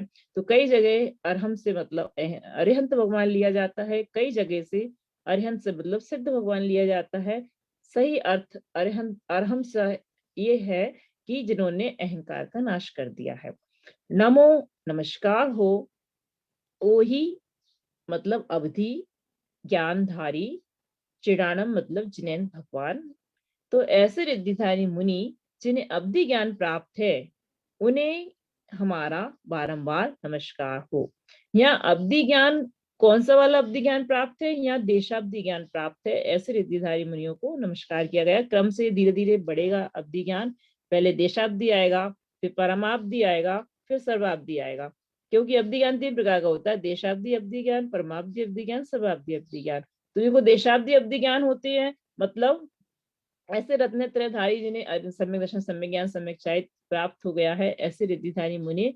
देशावधि मतलब जिन्हें एक क्षेत्र का ज्ञान प्राप्त है, वो देशावधि ज्ञान है ना। परम अवधि उससे ऊपर होना, परम मतलब श्रेष्ठ, और सर्वावधि मतलब समझ लीजिए सारा ज्ञान होना, सब तरफ का, सब दिशाओं का, सबका एक साथ ज्ञान होना, तीनों लोकों का एक साथ ज्ञान होना, जिससे हम सर्वावधि ज्ञान को हम केवल ज्ञान भी कहते हैं, है ना। तो ऐसे रत्नत्रय धारी मुनिराज जो रत्नत्रय से मंडित हैं, ऐसे देशावधि धारक, ऐसे ओहि ज्ञानम यानी अवधि ज्ञान प्राप्त रिद्धिधारी मुनि को हम बारंबार नमस्कार करते हैं। अब हम यहाँ का बीजाक्षर लेते हैं, सेकंड नंबर के श्लोक का। तो बीजाक्षर है इसका ओम, और इसमें जो बीज मंत्र है वो जो पहले श्लोक में वही है, क्लीम ब्लूम क्रोम रीम। क्या है? क्लीम ब्लूम क्रोम रीम। क्लीम लक्ष्मी प्राप्तिदायक है। इसके अलावा यदि किसी को आधा सिर दर्द हो और वो क्लीम बीजाक्षर की जाप करे तो उसका आधा सिर दर्द दूर हो जाता है। जाप आपको दोनों टाइम करना है, सुबह शाम। ब्लूम आपके बुरे कर्मों को रोकने वाला द्रावण बीज है, आपके कर्मों को द्रवित करने वाला है। क्रोम, क्रोम जो है ये आपकी आंखों की रोशनी बरकरार रखता है, आंखों आपके चश्मे का नंबर कम कर देता है यदि आप सुबह शाम इसकी जाप करें। और रीम, जो रीम बीजाक्षर है ये 24 तीर्थंकर भगवान इसमें समाहित हैं। इसके अलावा आपके गले में यदि कफ बहुत बनता है, गले में कफ बहुत है और खांसी बहुत है, तो आप रीम बीजाक्षर का जाप कीजिए। या फिर किसी किसी की क्या होती है, हृदय की धड़कन डिस्टर्ब हो जाती है, सही नहीं चल रही होती है, या फिर प्रेग्नेंट माता है, गर्भवती महिला, उसके बच्चे की हृदय की धड़कन भी सुनाई नहीं दे रही है सही से, तो वो भी ह्रीम बीजाक्षर का जाप करे तो हृदय की धड़कन सही सुनाई देने लग जाती है। इसमें जो 20 पद होते हैं ना, ये 20 पद म न तारा, आप इसको याद कर सकते हैं मंत्र। आप इसको ऐसे भी याद कर सकते हैं, जो मन से पढ़ता है वो तर जाता है, ये याद करने के फंडे हैं। माँ ना तारा, ये जो 20 पद है, इसका मतलब ये होता है कि हमारे जो रिद्धिधारी मुनि हैं या हमारे जो ऋषि मुनि हैं, उनमें इतना ज्ञान होता है कि केवल ये इन 20 पद को देख के ही समझ जाते हैं कि इसका श्लोक में क्या कहा गया है, इसके श्लोक का सार क्या है ना। इसलिए हम इसे श्लोक की आत्मा कहते हैं 20 पद को। और बीजाक्षर क्या होते हैं? बीजाक्षर में पूरे रिद्धि मंत्र सब आ जाते हैं, ठीक है ना। तो बीजाक्षर में यदि आप पूरे रिद्धि मंत्र श्लोक का अनुष्ठान ना करके केवल बीजाक्षर की जाप दे लें सुबह शाम, बीजाक्षर मतलब बीजाक्षर बस बीज मंत्र दोनों की जाप दे लें, 2 जाप बीजाक्षर की, 2 जाप बीज मंत्र की, तो आपको श्लोक के बराबर ही होता है। ये शॉर्टकट है क्योंकि कई लोगों के पास समय नहीं होता इतना बड़ा अनुष्ठान करने का, तो आप बीज मंत्र और बीजाक्षर तो जरूर कर ही सकते हैं और करना भी चाहिए। ये सेकंड नंबर का श्लोक है। यहाँ क्या है, कर्मों का विरोध किया गया है। कर्म हमारे शत्रु होते हैं, इन शत्रुओं का विरोध किया गया, इसलिए यहाँ काले वस्त्र बताए गए हैं। वैसे जैन धर्म में काले वस्त्र नहीं बताए जाते, लेकिन 3 श्लोक ऐसे हैं जहाँ काला रंग बताया गया है। एक 2 नंबर का श्लोक, एक 27 नंबर का श्लोक और एक 8 नंबर का श्लोक है। 8 नंबर के श्लोक में आप काली माला भी ले सकते हैं, या जो अरीठा होता है, जैसे अरीठा मतलब ये जो है ना कमल का फूल होता है, कमल का बीज होता है काले रंग का, उसकी माला, लेकिन वो आजकल मिलती नहीं है, इसलिए हम लोग काली माला ले लेते हैं उसमें। तो हमें ये 2 नंबर का जो श्लोक का रिद्धि मंत्र करना है वो हमें काले रंग की माला से ही करना है, काले आसन पे बैठ के करना है। काले वस्त्र नहीं पहन, कई लोग नहीं पहनते काले वस्त्र, तो काले वस्त्र नहीं पहन सके तो सिर पे काली चुन्नी या रुमाल रख लें। लेडीज लोग चुन्नी, जेंट्स लोग रुमाल रख लें। और हमें उत्तर या पूरब की ओर मुख करके पवित्र भावों के साथ, यदि हो सके तो तीनों चीज 108 बार पढ़िएगा। 108 बार श्लोक, 108 बार रिद्धि, 108 मंत्र, ये दी बेस्ट तरीका है। यदि नहीं पढ़ पा रहे आप इतनी बार, तो कम से कम मिनिमम आपको 9 बार श्लोक पढ़ना है, 27 बार आपको मंत्र पढ़ना है, और रिद्धि को तो 108 बार ही पढ़ना है ना, क्योंकि रिद्धि छोटी होती है, अपन पढ़ सकते हैं उसको 108 बार। ऐसे आपको पढ़ना है और 21 दिन तक आपको इनकी आराधना करनी है। कोई भी श्लोक रिद्धि मंत्र का 21 दिन ही बताया जाता है कि आपको 21 दिन ही करना है, इससे कम नहीं करना है। हाँ, यदि इससे पहले आपकी प्रॉब्लम सॉल्व हो जाती है तो आप उसको फिर भी 21 दिन करिएगा। 21 दिन उसकी इसलिए बताई जाती है, जैसे हम डॉक्टर से दवाई लेते हैं, हमने दवाई खाई, हम ठीक होना शुरू हो जाते हैं, तो हम क्या कहते हैं कि कोर्स भाई पूरा कर लो, डॉक्टर ने 5 दिन की दवाई दी है, हम 2 दिन में ही ठीक हो गए, तो ऐसा नहीं हम 3 दिन की दवाई छोड़ दें, उसको छोड़ना नहीं है, उसको पूरे 5 दिन की खाना है। तो वो कोर्स जब भी कंप्लीट होगा, उससे वो हमारे अंदर सिस्टम सही हो जाएगा पूरी तरह से। ऐसे ही 21 दिन का है। आप ना 21 दिन इसलिए करना है कि 21 दिन में आपके पूरे चक्रास बैलेंस हो जाते हैं अंदर के, आपके हार्मोन्स बैलेंस हो जाते हैं अंदर के। 21 दिन बहुत बड़ा रीजन है 21 दिन करने का। हर किसी को नहीं पता 21 दिन क्यों करना चाहिए। कोई भी कार्य की सिद्धि 21 दिन में होती है। सिर्फ जैन धर्म में ही नहीं बताई गई है, ये सारे धर्मों में बताई गई है कि 21 दिन किसी भी मंत्र की सिद्धि करने के लिए चाहिए कम से कम, है ना। तो 21 दिन करना है हमको। और वो बात अलग है कि कई कई बीजाक्षर ऐसे काम करते हैं कि आपका 1 दिन में काम हो जाता है, तो फिर आपको 21 दिन करने की जरूरत नहीं है, फिर आप उसे छोड़ भी सकते हैं, जैसा आपका काम हो जाए। लेकिन यदि हमने प्रण कर लिया है, जैसे हम जब अनुष्ठान करते हैं तो हम प्रण कर लेते हैं कि हम भाई 11 दिन, 9 दिन, 21 दिन करेंगे, तो उतने जितने दिन का प्रण किया है उससे पहले भी यदि काम पूरा हो जाता है तो आपको पूरा प्रण निभाना चाहिए, पूरे टाइम उसको करना चाहिए, है ना। इसके बाद हम लेते हैं इसका एप्लीकेशन क्या है, इसका महत्व क्या है, ये श्लोक हमारे जीवन में क्या काम करता है। हमारे सारे विघ्नों को दूर करता है, सारे उपद्रव को दूर करता है। और इस किसी किसी को सिर का दर्द हो रहा हो, बहुत लोगों को सिर दर्द होता है, ये मतलब ये समझ लीजिए कि 80% लोगों के साथ हम ये समस्याएं सुनते हैं कि सिर दर्द हो रहा है। 70% लोगों के साथ समस्याएं सुनते हैं कि डायबिटीज हो गई है। तो इस जो सिर दर्द है ना, उसको दूर करता है ये 2 नंबर का श्लोक। तो आप इसके बीजाक्षर और बीज मंत्र की जाप करिए या फिर आप इसका अनुष्ठान करिए, तो ये दूर करता है। इसकी रिद्धि का इतना अधिक महत्व है कि 33 नंबर का श्लोक बुखार दूर करता है ना, 2 नंबर के श्लोक की रिद्धि भी बुखार दूर करती है। केवल आपको रिद्धि मंत्र जो है वो पढ़ना है। एक चादर लेना है, 1 सेकंड में एक रुमाल से आपको बताती हूँ। ये रुमाल है ना, ये देखिए, मान लीजिए चादर है, एक चादर से कैसे बुखार दूर किया जा सकता है 2 नंबर के श्लोक की केवल रिद्धि पढ़ के। पहली शुरुआत आप श्लोक से करिए, एक बार श्लोक पढ़ लीजिएगा, फिर रिद्धि पढ़ते हुए इस चादर को, चादर का एक कॉर्नर पकड़िएगा, चादर से फोल्ड करते जाइएगा। आप ऐसे फोल्ड करते जाएंगे, इसकी रिद्धि पढ़ते जाएंगे। ओम ह्रीं नमो ओहि जनार्दनम, ओम ह्रीं नमो ओहि जनार्दनम, ओम ह्रीं नमो ओहि जनार्दनम, ऐसे करके रिद्धि बोलते बोलते जितनी बार भी बिना गिनती के आपको बोलना है। ये आपकी पूरी चादर समझ लीजिए रोल हो गई, ये आपकी पूरी चादर रोल हो गई। अब इसको, जिसको सिर्फ बुखार के लिए नहीं है, ये बहुत सारी कोई सी भी बीमारी उसको है, बस आप रात भर के लिए उसको चादर उड़ा दें, या मैक्सिमम दोपहर में भी उड़ाएं, तो कम से कम 3 घंटे तक वो ओढ़े रहे इस चादर को। बीच में लघु शंका आदि के लिए जा सकता है। आपको कैसे उड़ानी है चादर, जैसे आपने अंदर फोल्ड करी ना, अंदर की साइड से ऐसे खोल कर ही उसको ऐसे कैसे चादर उड़ा देनी है, ठीक है। आप देखेंगे कि उसका एक ही रात में बुखार उतर गया, है ना। और यदि आप एक रात में नहीं जाता, बहुत तेज उसके कर्मों का उदय है, बहुत तेज उसको फीवर है, तो कम से कम 3 रात में तो ये बुखार चला ही जाता है। आप डेली धुली हुई चादर को मंत्रित करके उड़ाइएगा। और इसके साथ यदि आप अपने हाथ में 3 इलायची पकड़ लें हथेली में, और चादर भी रोल करते जाएं, इलायची भी मंत्रित हो रही है, तो 3 इलायची एक साथ उसको खिला दें। यदि छोटा बच्चा है तो आप उसको पीस के किसी चीज में मिला के खिला दें, और बड़ा है तो वो ऐसे भी चबा सकता है। 3 इलायची एक साथ उसको खिला दें तो आप देखेंगे उसका फीवर एक ही दिन में उतर गया। इतना करामाती इलाज है। इसके हजारों केस स्टडी हैं हमारे पास। बहुत सारे लोगों ने उसे कोरोना काल में किया।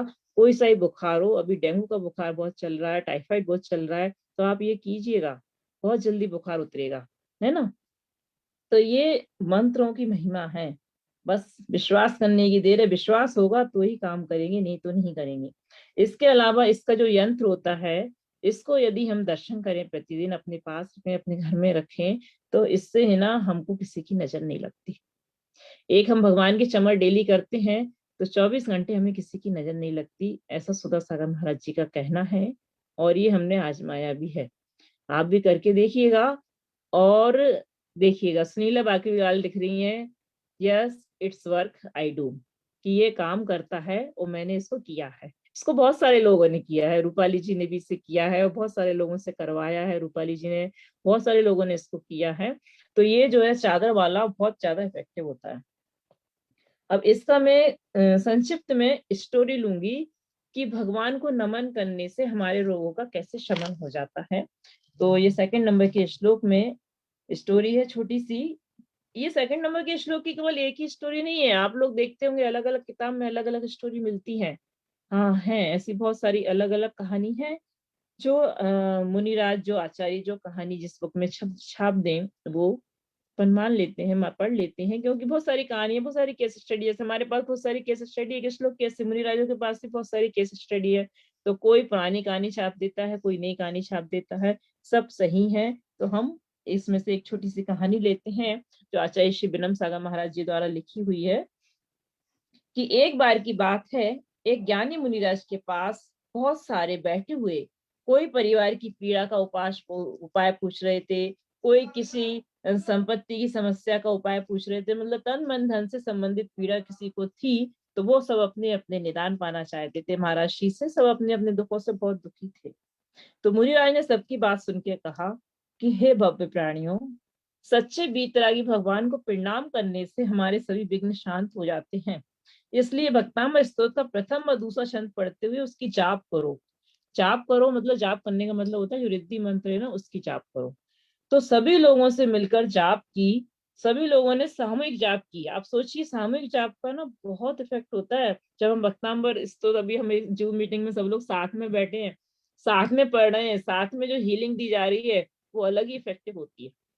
हम आपको अकेले में हीलिंग देंगे वो अलग इफेक्ट होगी, साथ में जो आपको हीलिंग मिल रही है ना, उसमें सब लोगों की दुआएं आप तक पहुंच रही हैं, और ये दुआएं बहुत इफेक्टिव होती हैं। कहते हैं ना, जहाँ दवा काम नहीं करती वहां दुआ काम करती है, तो ये बहुत सही है। तो ये सभी लोगों ने देखो साथ में मिलकर जाप करी, थोड़े ही समय में सभी प्राणियों के रोग शमन हो गए और सभी स्वस्थ हो गए, और सभी ने भक्तामृत स्तोत्र पर अटूट श्रद्धा की। ऐसे ही जिस जिसको जो बीमारी है वो इसमें साथ में आए, सामूहिक हीलिंग ले, इसमें जूम मीटिंग में आए, और इसमें जिस जिसको जो बीमारी है आप सभी उनको इस जूम मीटिंग में लेके आइएगा। किसी को डेंगू, अभी छोटे बच्चे का चल रहा है सारे ग्रुप्स में कि उसको डेंगू हो गया है, तो मेरा कहना ये है कि उन जिनको भी मतलब जो भी उनको इस ग्रुप में ला सकता है, हीलिंग सेशन में लेके आए। 2 से 2.5 पूरे आधा घंटा हीलिंग होती है इस सेशन में, और सभी बीमारियों के लिए हीलिंग होती है। आप देखेंगे उसका इफेक्ट कि बहुत जल्दी ही उसका बुखार दूर हो जाएगा। तो हो सके तो उनको, जिन जिन लोगों को अपने रोगों को ठीक करना है, उन लोगों को इस हीलिंग सेशन में लेकर आए। जब सामूहिक दुआएं मिलती हैं तो अलग ही इफेक्ट होता है, बहुत जल्दी असर करती है, बहुत जल्दी रोग दूर होता है ना। तो अब मैं नीतू दीदी से रिक्वेस्ट करूंगी कि वो 3 नंबर का श्लोक लें और उसका अर्थ और उच्चारण। तब तक मैं अपनी वाणी देती हूँ। जी मनीषा दीदी, अभी आप बता रही थी ना कि भक्तांबर को हिंदी में भी पढ़ते हैं, जी तो क्या अर्थ होता है? एक्चुअल में जब अपन स्टार्टिंग समय में मूल भाषा प्राकृत या फिर संस्कृत, पहले प्राकृत चलती थी, फिर उसके बाद संस्कृत भाषा, और अब सब जने हिंदी पढ़ने लगे। पर जो मूल रूप में चीज बनती है उसका असर अलग होता है। जैसे कि मिलावट कर देते हैं तो वो चीज अपन को पूरी तरह से असर नहीं करती है, कम करती है। ऐसे ही जब जो चीज जिस रूप में लिखी गई हो, जिस भाषा में लिखी गई हो, उसको उस रूप में आचार्य के द्वारा लिखित को पढ़ेंगे तो हमें 100% पुण्य पूरा पूरा मिलता है। इसलिए भक्तांबर को अगर संस्कृत में लिखा है तो संस्कृत की में पढ़ेंगे तो आपको ज्यादा इफेक्टिव रहेगा। अब हम 30वें नंबर का श्लोक लेंगे। सर्व सिद्धिदायक यह श्लोक है। इसको पढ़ के फिर इसका टुकड़ों में उच्चारण, शुद्ध उच्चारण करेंगे। बुद्ध्या विनापि विबुधार्चित पादे पीठस् तो तुम समुद्यते मतिर विगत्रपोहम् बालम विहाय जले संस्थितिमिन्दुबिम्ब मन्या क इच्छति जनः सहसा गृहीतुम्। इसमें आचार्य तुम स्वामी महाराज बोल रहे हैं कि विबुध मतलब देवों के द्वारा अर्चित पूजित है पाद पीठ चरण रखने का आसन।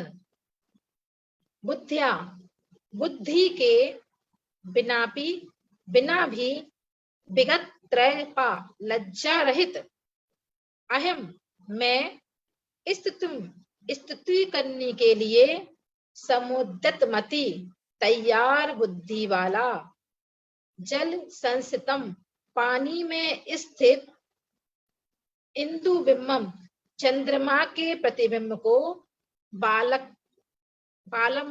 को विहाय छोड़कर अन्य को जन्हा मनुष्य सहसा शीघ्र ही ग्रहीतुम पकड़ने के लिए इच्छा करता है।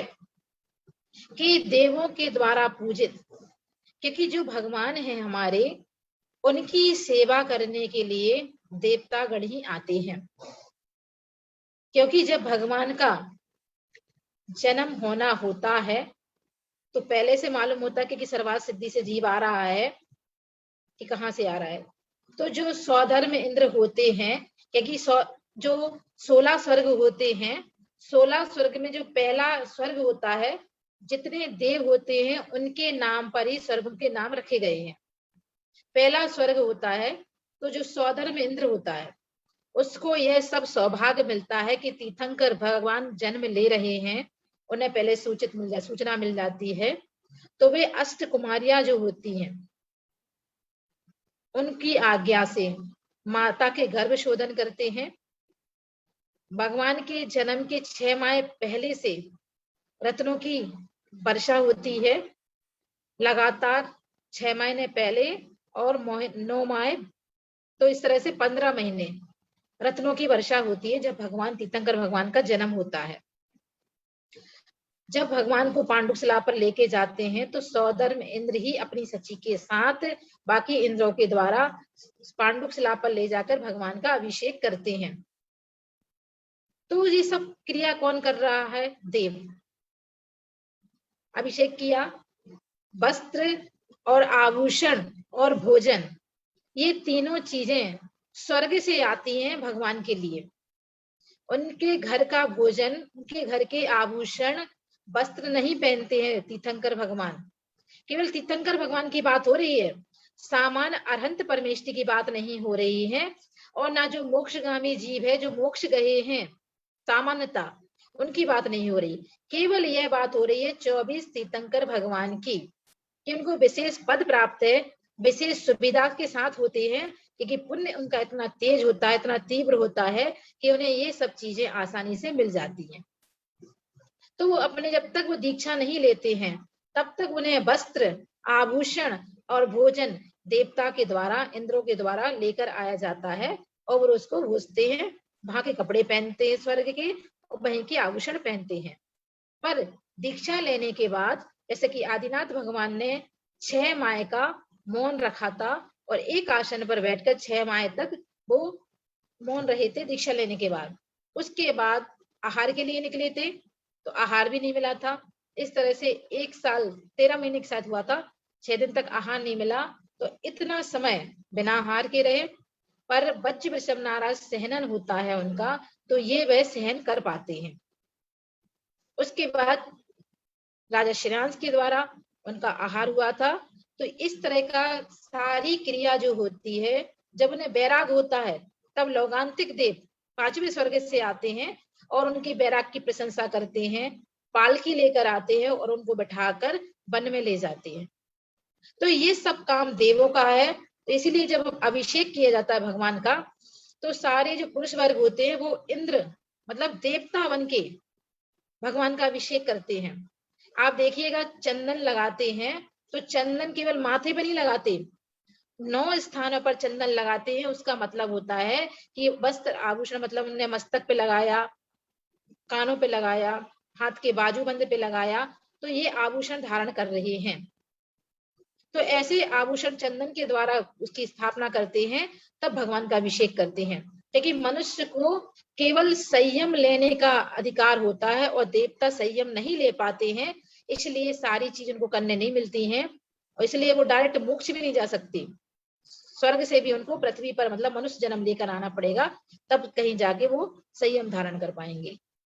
तो ऐसे देवों के द्वारा जो सारी भक्तियां, स्तुतियां, वंदना की जाती हैं, उसी बात को लेके कह रहे हैं कि देवों के द्वारा पूजित है जिनके चरण रखने का आसन, बुद्धि के बिना भी लज्जा रहित मैं स्तुति करने के लिए तैयार हूं। बुद्धि वाला, जैसे कि पानी में चंद्रमा का प्रतिबिंब दिखाई देता है, तो कौन बालक को छोड़कर अन्य कोई मनुष्य शीघ्र उसे पकड़ने की इच्छा नहीं करता, क्योंकि हमारा मन जागृत हो जाता है तो हमारा दिमाग चलने लगता है। जब बच्चा होते हैं तो वो मासूम होते हैं, वो ऐसे कोई सी भी डिमांड कर सकते हैं, पर उनका मन साफ होता है, भाव शुद्ध होते हैं। तो आचार्य मानतुंग स्वामी महाराज बोलते हैं कि हे स्वामी, आपकी सेवा देवों के द्वारा की गई है, अतः हम भी मंद बुद्धि होते हुए भी आपकी भक्ति करते हैं, क्योंकि भक्ति करने के लिए तो मैं मजबूर हूं, क्योंकि भगवान की भक्ति करने से ही आपके कर्मों का क्षय होगा। क्या कर्मों का क्षय कैसे होगा? कि जब भगवान की आप भक्ति करोगे। तो वो ही मानतुंग स्वामी जी महाराज कह रहे हैं कि हम सब मंदबुद्धि होते हुए भी आपकी भक्ति करते हैं, और मेरा यह प्रयास वैसा है जैसे कोई बालक जल में पड़े प्रतिबिंब, चंद्रमा के प्रतिबिंब को अपनी बुद्धि के कारण शीघ्र ही पकड़ना या दौड़ना चाहता है। क्योंकि बड़े तो बड़े होते हैं, वो कहाँ चंद्रमा की डिमांड करते हैं। तो ऐसे बालक की बुद्धि के समान हमने भी अपनी बुद्धि बना ले, जब भगवान की भक्ति करें तो को लज्जा रहे, ना सोचे कौन क्या सोच रहा है कि मैं कैसे भक्ति कर रहा हूं। क्योंकि सहसा भगवान को देखकर आपको हंसी आती है, आप भगवान को देखकर हंसते हैं। अगर आप प्राय आपको मंदिर में कोई व्यक्ति मिलता है जान पहचान का, तो आप क्या उसको पहले हंसते हो, फिर उसको जय जयंत करते हो, है ना। पर जब अपन भगवान के सामने जाते हैं तो भगवान को देखकर मुस्कुराना चाहिए, भगवान को देखकर बातें करना चाहिए। और जो स्तुति कहलाती है कि हे प्रभु डिच्चिकालम अंचेमी पूजेमी बंदामी नमस्सामी दुख खो कम खो बोहिलाओ सुखई गमनम समाधि मरणम जिन गुण संपत्ति हो मध्यम। ये बात भगवान के सामने देख के उनको बोलना है, ना कि ये कहना है भगवान मेरे पास पैसा नहीं है, मुझे पैसा मिल जाए, मेरे बच्चे की पढ़ाई नहीं अच्छी करती तो पढ़ाई कर ले, लड़की की शादी नहीं हो रही तो शादी हो जाए। ये सब बातें तो चलती रहती हैं, पर भगवान के सामने जाकर ऐसे अमूल्य समय को इन व्रत की बातों में ना खोएं, केवल भगवान की स्तुति करें। स्तुति करने से ही आपके पापों का, कर्मों का क्षय होता है और जिससे हमारे जीवन में धर्म प्रवेश करता है। ऐसे आचार्य मानतुंग स्वामी महाराज को हम भी नमोस्तु करते हैं कि उन जैसी भक्ति, उन जैसे शब्दों का अलंकारों का, उपमाओं का हमारे अंदर भी शब्द प्रवेश करें कि हम अच्छे अच्छे सुंदर शब्दों से भगवान की भक्ति, स्तुति और वंदना करें। इस तरह से यह श्लोक का अर्थ हो गया। अब इसका रिद्धि मंत्र मनीषा दीदी आपको फिर बताएंगी मंत्र क्या है और रिद्धि मंत्र क्या है, क्योंकि हर बीजाक्षर से ही मंत्र बनता है। कोई भी सामान्य शब्द को बीजाक्षर में ले लेते हैं तो वो मंत्र बन जाता है, और अगर हमारे गुरु हमारे लिए कुछ बोलते हैं तो वो सब मंत्र के रूप में मंत्र हो जाता है। ऐसा है जी मनीषा दीदी। हाँ दीदी, जी एक सेकंड स्क्रीन सही कर ले। आप लोगों को दिखाई दे रहा है ना 3rd नंबर का श्लोक? अभी तो आया था। हाँ 2nd नंबर है, अभी 3rd नंबर लाना है। हाँ जी, एक सेकंड, ये थोड़े से टच में पूरा गड़बड़ हो जाता है। एक सेकंड। टच से ही तो गड़बड़ होता सारा। हाँ हाँ, अब दिखाई दे रहा है दीदी? बिल्कुल दिखाई दे रहा है 3रा नंबर। हाँ, तो हाँ, रिद्धि 3रे मंत्र आ नंबर गया। श्लोक जी बहुत सुंदर दीदी ने इसका बताया कि ये सर्व सिद्धिदायक इसका यंत्र होता है, जो इसका यंत्र के दर्शन करने से हमारी सारी सिद्धियां होती हैं। जो जो हम चाहते हैं सब हमारे काम सिद्ध होते हैं, है ना। तो इस यंत्र के प्रति दर्शन करें, और इसका जो मंत्र है वो उसके बहुत सारे एप्लीकेशंस हैं, बहुत सारे महत्व हैं। ये सर्व सिद्धिदायक होने के साथ साथ शत्रु दृष्टि बंधक यंत्र भी है। इसका जो यंत्र है यदि आप घर में रखें तो आपके शत्रु की बुरी नजर नहीं लगती, वो कैसे भी टोने टोटके करे आप पे लागू नहीं होते। 3rd नंबर का यंत्र। इसके अलावा ये नेत्र की ज्योति बढ़ाने वाला भी है। किसी किसी के चश्मे का नंबर बहुत बढ़ता जा रहा है, बच्चों के आजकल चश्मे का नंबर बहुत बढ़ता जा रहा है ऑनलाइन पढ़ाई के कारण।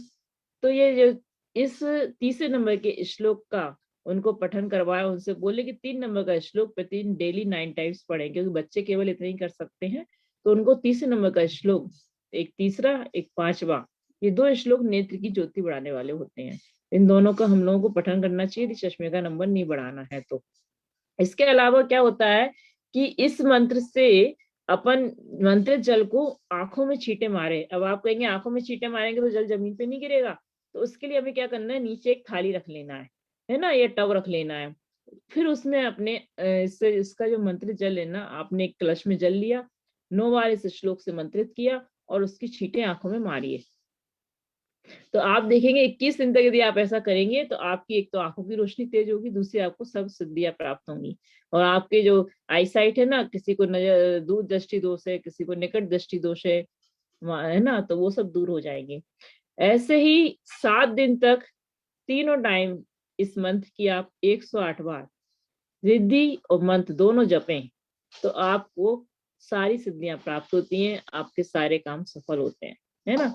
अब कोई कोई कहता है कि भाई हम जो है मंत्र अनुष्ठान इतने दिन से कर रहे हैं, सफल नहीं हो रहा है, तो आप इसकी 7 दिन तक केवल ये 30 श्लोक की रिद्धि और मंत्र दोनों की माला दे लीजिए। एक बार नहीं, सॉरी, 3 बार देना है, तीनों टाइम देना है। त्रिकाल जाप लिखा हुआ है, कितनी बार, 108 बार पढ़ना है, मतलब एक माला देना है, तीनों टाइम रिद्धि और मंत्र दोनों की, यानी एक दिन में 6 माला देना है, तो आपको सारी सिद्धियां प्राप्त होती हैं। क्या होता है, इन मंत्रों की संख्या का बहुत इफेक्ट होता है, इसको उन्हीं संख्या में करना होता है, जब तक वो संख्या पूरी नहीं हो जाती ना वो इफेक्टिव भी नहीं होती। तो इसलिए ऐसा नहीं कि इन्होंने बोला 108 बार हमने पढ़ लिया, साफ 27 बार काम हो जाएगा, तो बिल्कुल नहीं होगा। जो चीज जितनी बताई है ना उतनी तो करनी ही पड़ेगी, तभी काम होता है ना। क्योंकि आपके मंत्र पढ़ने से आपकी बॉडी में वाइब्रेशंस उतनी बार कब होंगे, जब आप 108 बार बोला है आपने, साहब 27 बार पढ़ लिया, वाइब्रेशंस कितने हुए, कम हुए, कम वाइब्रेशंस हुए तो वो कम ठीक होगा, पूरा असर ही नहीं होगा उसको, कम उसके चक्रास एक्टिवेट होंगे बॉडी के। इसलिए पूरा ही जितनी बार बताया जाए उतनी बार ही पढ़ना चाहिए, है ना। तो इसका जो है ये तो हो गया महत्व। आइए हम इसका मंत्र लेते हैं। इसका मंत्र है ओम ह्रीम श्रीम क्लीम सिद्धेभ्यो बुद्धेभ्यो सर्व सिद्धि दायकेभ्यो नमः स्वाहा। एक बार फिर पढ़ती हूँ, ओम ह्रीम श्रीम क्लीम सिद्धेभ्यो बुद्धेभ्यो सर्व सिद्धि दायकेभ्यो नमः स्वाहा। बहुत सरल मंत्र है, आप शायद इसे याद भी कर सकते हैं। और इसका अर्थ भी बहुत सरल है। ओम ह्रीम श्रीम क्लीम का मैंने जस्ट अभी बताया था। सिद्धेभ्यो का मतलब है सिद्धि की प्राप्ति होना। बुद्धेभ्यो का मतलब है बोधि की प्राप्ति होना। बोधि मतलब क्या होता है? सम्यक दर्शन, सम्यक ज्ञान, सम्यक चारित्र। बोधि मतलब ज्ञान होता है। ज्ञान, सच्चा ज्ञान। सच्चा ज्ञान में ये तीनों आते हैं। सर्व सिद्धिदायकेभ्यो यानी कि जो सर्व सिद्धि को देने वाले हैं। ऐसे पंचब्रह्मेष्टि भगवान को ओम, ह्रीम मतलब 24 तीर्थंकर भगवान को, श्रीम लक्ष्मी प्रदाता को, क्लीम ये भी लक्ष्मी प्रदाता है, इन सबको हमारा बारंबार प्रणाम हो। क्लीम का मैं एक और महत्व बता दूं कि यदि कोई पागल, उसे जबरदस्ती पागल खाने में बंद कर दिया है, वो पागल तो है लेकिन इतना पागल नहीं है कि पागल खाने में उसे बंद किया जाए, तो उसे छुड़ाने के लिए क्लीम बीजाक्षर का एक जगह जाप किया गया। एक लेडीज ने जाप किया, उसके पति को जबरदस्ती पागल खाने में बंद कर दिया था पागल का करार देके, तो उन्होंने क्लीम बीजाक्षर का 24 घंटे जाप किया। तो उन्होंने देखा 24 घंटे नहीं, 3 दिन तक उन्होंने जाप किया। तीसरे दिन के पति छूट कर आ गए थे वापस। ऐसे ही घर में यदि पतिदेव हमसे अपोजिट चल रहे हैं, हम सही चल रहे हैं लेकिन वो अपोजिट चलते हमारी बात नहीं मानते हैं, और तब हम क्लीम के साथ क्लोम बीजाक्षर को जोड़ के उसकी जाप करते हैं। क्लीम क्लोम, क्लीम क्लोम, क्लीम क्लोम, सुबह शाम उसकी जाप करते हैं 108 बार। तो आप देखेंगे कि उसका इफेक्ट होगा और 21 दिन में ही बहुत फर्क पड़ेगा, बहुत इफेक्टिव होगा। ऐसा मेरी फ्रेंड ने करके देखा था और उसने मुझे बताया भी। ये क्लीम क्लोम बीजाक्षर की जाप उनको किसी महाराज श्री ने बताई थी, मैंने नहीं बताई थी, किसी महाराज श्री ने बताई थी। तो उन्होंने की 21 दिन तक और वो बहुत इफेक्टिव हुई, क्योंकि उनके पति उनकी बात बिल्कुल नहीं मानते थे। वो सही भी बोले तो वो उल्टा चलते थे, है ना। तो इससे वो बहुत परेशान थी। बोले 21 दिन मैंने क्लीम क्लोम बीजाक्षर की जाप की, मुझे बहुत इफेक्टिव हुई, तभी से मैं आप सबको ये जाप बताने लगी हूँ। और एक जो है इसका जो हम रिद्धि मंत्र का अर्थ लेंगे, हाँ इस मंत्र का अर्थ एक बार मैं फिर से बता दूं कि ओम रीम श्रीम क्लीम सिद्धेभ्यो, ऐसे पंचब्रह्मेष्टि भगवान, ऐसे 24 तीर्थंकर भगवान जो श्रीम लक्ष्मी प्राप्ति दाता है, जो क्लीम लक्ष्मी देने वाले हैं, सिद्धेभ्यो सब प्रकार की सिद्धि जिन्हें प्राप्त हो गई है। सिद्धेभ्यो मतलब सिद्धि की प्राप्ति जिन्हें हो गई है। बुद्धेभ्यो मतलब बोधि की प्राप्ति, बोधि मतलब सम्यक दर्शन ज्ञान चारित्र की प्राप्ति जिन्हें हो गई है। सर्व सिद्धिदायकेभ्यो मतलब जो सर्व सिद्धि को देने वाले हैं। नमन करके, नमा मतलब नमन करके, स्वहा मतलब स्वय कर्मों की आहुति हम उनको देते हैं। तो ऐसे हम भगवान को नमस्कार करते हैं मंत्रों में, उनके गुणों का गान करके। और रिद्धि मंत्र क्या है इसका? ओम ह्रीम अम नमो परमोहि ज्ञानम। अब यहाँ पे ऐसे रिद्धि मुनिराज जिन्हें परम अवधि ज्ञान प्राप्त हो गया, उन्हें हम प्रणाम करते हैं। अभी हमने इससे पहले क्या पढ़ा था? ओहि चरणम। ओहि चरणम मतलब जिन्हें देश अवधि ज्ञान प्राप्त है, और परमोहि चरण मतलब जिन्हें परम अवधि ज्ञान प्राप्त है। परम अवधि ज्ञान क्या है? देश अवधि ज्ञान से श्रेष्ठ होता है, और परम का मतलब ही श्रेष्ठ होता है। तो देश अवधि ज्ञान एक क्षेत्र ज्ञान होता है, परम अवधि ज्ञान उससे अधिक क्षेत्र वाला होता है, अधिक फील्ड वाला होता है। और सर्वावधि ज्ञान जिसमें सब कुछ आ जाता है, अर्थात केवल ज्ञान, है ना। तो यहाँ परम अवधि ज्ञान प्राप्त रिद्धिधारी मुनियों को नमस्कार किया गया है। इसका जो हम बीजाक्षर लेंगे तो इसका बीजाक्षर है क्रोम। क्रोम बीजाक्षर क्या है? ये आंखों की रोशनी को बढ़ाने वाला है और अंकुशवाचक है ना। तो क्रोम बीजाक्षर अपन इसकी सुबह शाम जाप करो, बहुत जरूरी है। बच्चों को इसकी जाप करवाओ, खुद भी जाप करो। अपनी आंखों की रोशनी, सब कुछ इसकी जरूरत है, आंखें नहीं तो कुछ नहीं इस दुनिया में। तो इसलिए इसकी जाप सुबह शाम सभी लोग करें, जिससे आंखों की रोशनी बरकरार रहे, चश्मे का नंबर ना बढ़े, है ना। और कम भी हो जाता है चश्मे का नंबर। अभी तक तो मेरे को ये बिलीव नहीं होता था कि चश्मे का नंबर कम भी हो सकता है। ये तो बिलीव था कि हाँ बढ़ेगा नहीं, लेकिन कम हो सकता है, ये मैंने मेरे साथ हुआ है। ये मैं जो लगाए हूँ चश्मा, इसका नंबर कम हो गया, फ्रेम वो ये नंबर कम हो गया है लेंस का। चश्मा टूट गया था, दोबारा बनवाया, चेक कराया, पता चला नंबर कम आया। 2 नंबर से सीधा आधा नंबर, एक का आधा एक का 0.75। मैं कहा भाई ऐसा कैसे हो सकता है? तो वो कहता चश्मे वाला, नहीं हो सकता है, किसी किसी का कम हो जाता है। तो मुझे इतनी खुशी हुई ना, मैं बता नहीं सकती कि वाकई में चश्मे का नंबर कम भी हो सकता है। तो चश्मे का नंबर कम हो सकता है क्रोम बीजाक्षर से और ओम बीजाक्षर से। ओम का तो मैं डेली जाप करती हूँ हमेशा हमेशा। और इसकी जो रीम शीम क्लीम, इसका जो है ये बीज मंत्र है। तीसरे श्लोक का बीज मंत्र क्या है? रीम शीम क्लीम। यदि आप पूरा अनुष्ठान नहीं कर सकते,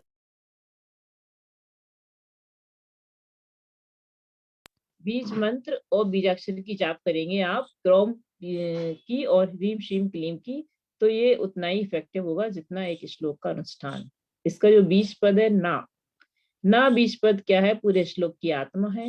हमारे रिद्धिधारी मुनिराज केवल बीज पद को देखकर समझ जाते हैं कि इस श्लोक का सार क्या है। आगे आगे इसमें और भी ऐसी रिद्धियां आएंगी जिसमें एक पद को पढ़ के समझ जाते हैं पूरे रिद्धिधारी मुनिराज को पूरे शास्त्र में क्या कहा गया है, पूरे शास्त्र का सार क्या है। तो ऐसे रिद्धिधारी मुनि को हम पादानुसारिणम कहते हैं। ऐसे रिद्धिधारी मुनिराज जो एक बीजाक्षर को पढ़ के समझ जाते हैं कि पूरे ग्रंथ का सार क्या है, तो ऐसे रिद्धिधारी मुनियों को हम क्या कहते हैं? बीज बुद्धिड़म कहते हैं। तो ये सब धीरे धीरे आएगा इसमें 7वें 8वें श्लोक में। तो यहाँ जो कलर थेरेपी दी गई है इस श्लोक की, वो है व्हाइट कलर। व्हाइट कलर बताया गया है कि हमें सफेद कलर के वस्त्र पहनना है। वस्त्र अपन नहीं पहन सकते, सफेद हर कोई नहीं पहनता, स्वागत महिलाएं नहीं पहनती, तो अपन को व्हाइट चुन्नी अपने सिर पे या व्हाइट रुमाल अपने सिर पे रख के इस श्लोक का अनुष्ठान करना है या जाप करना है बीजाक्षर की।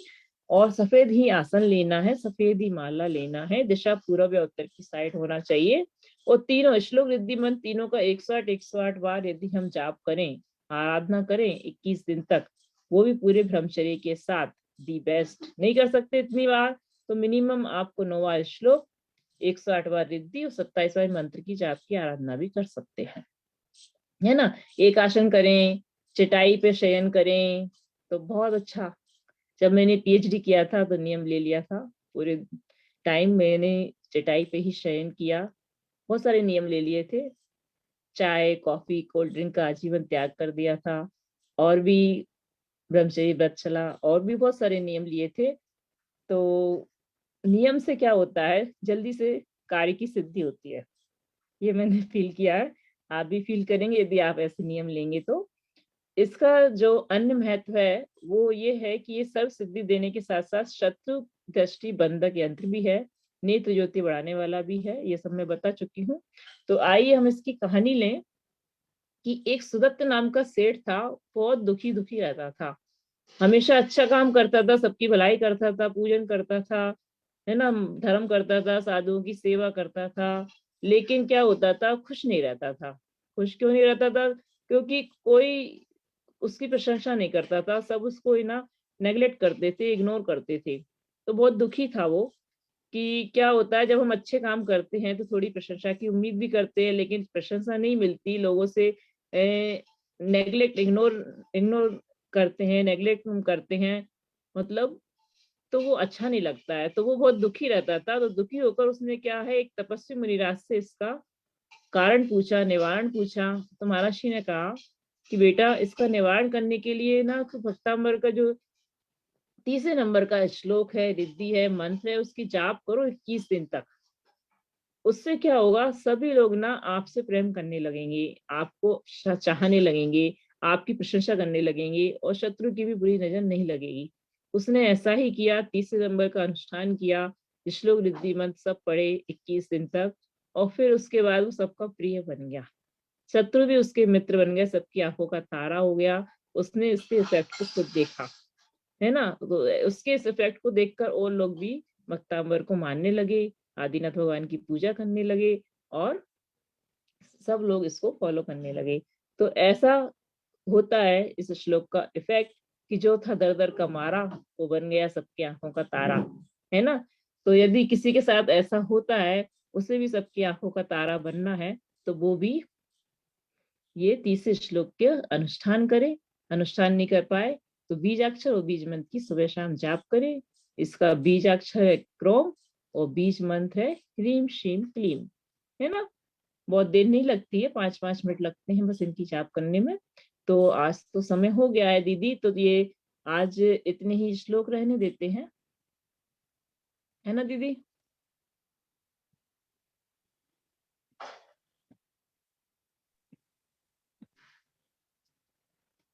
हाँ, तो आशा दीदी और सुभाष भैया आगे प्रतिक्रमण करने से पहले, हाँ हैंड रेस तो नहीं है किसी के, क्योंकि कल नहीं ले पाए थे, तो आज हम लेना चाहेंगे। यदि आप लोग कुछ पूछना या कहना चाहें, संगीता जी, है ना, सुषमा जी, तो आप लोग कुछ बोल सकते हैं। कैसा लगा आपको सेशन? समझ में तो आ रहा है ना सबको? नहीं तो पता चला हम बस बोलते चले जा रहे हैं। Thank you Sunita ji, like कर रही है, दिखा रही है। Thank you very much. हम इन सब लोगों को, आप लोग हैंड रेज कीजिए तो हम आप लोगों को अनम्यूट करते हैं।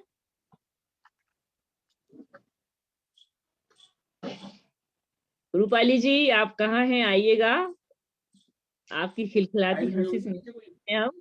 सुनीला जी को, सुनीला बाकलीवाल जी को कर दो अनम्यूट, को कुछ कहना चाह रही हैं। हाँ जी, रूपाली जी आप आइएगा। रूपाली जी आंसर देंगी सबके, क्योंकि रूपाली जी को सुनना चाहेंगे अब हम।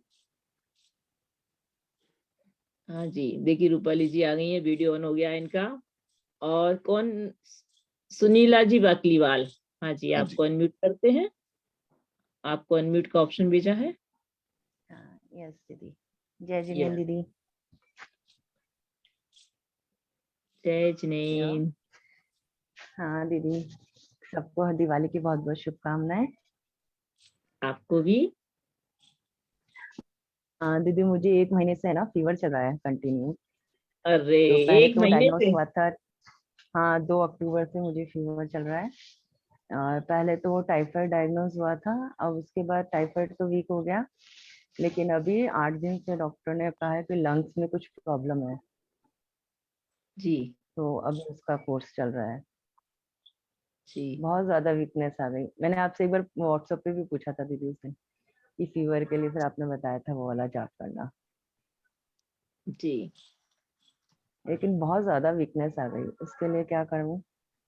अच्छा, वीकनेस के लिए बताती हूँ। फीवर के बहुत लिए ज्यादा अभी वीकनेस आ फीवर, गई, मेरे से उठ के जाया बिल्कुल नहीं होता दीदी।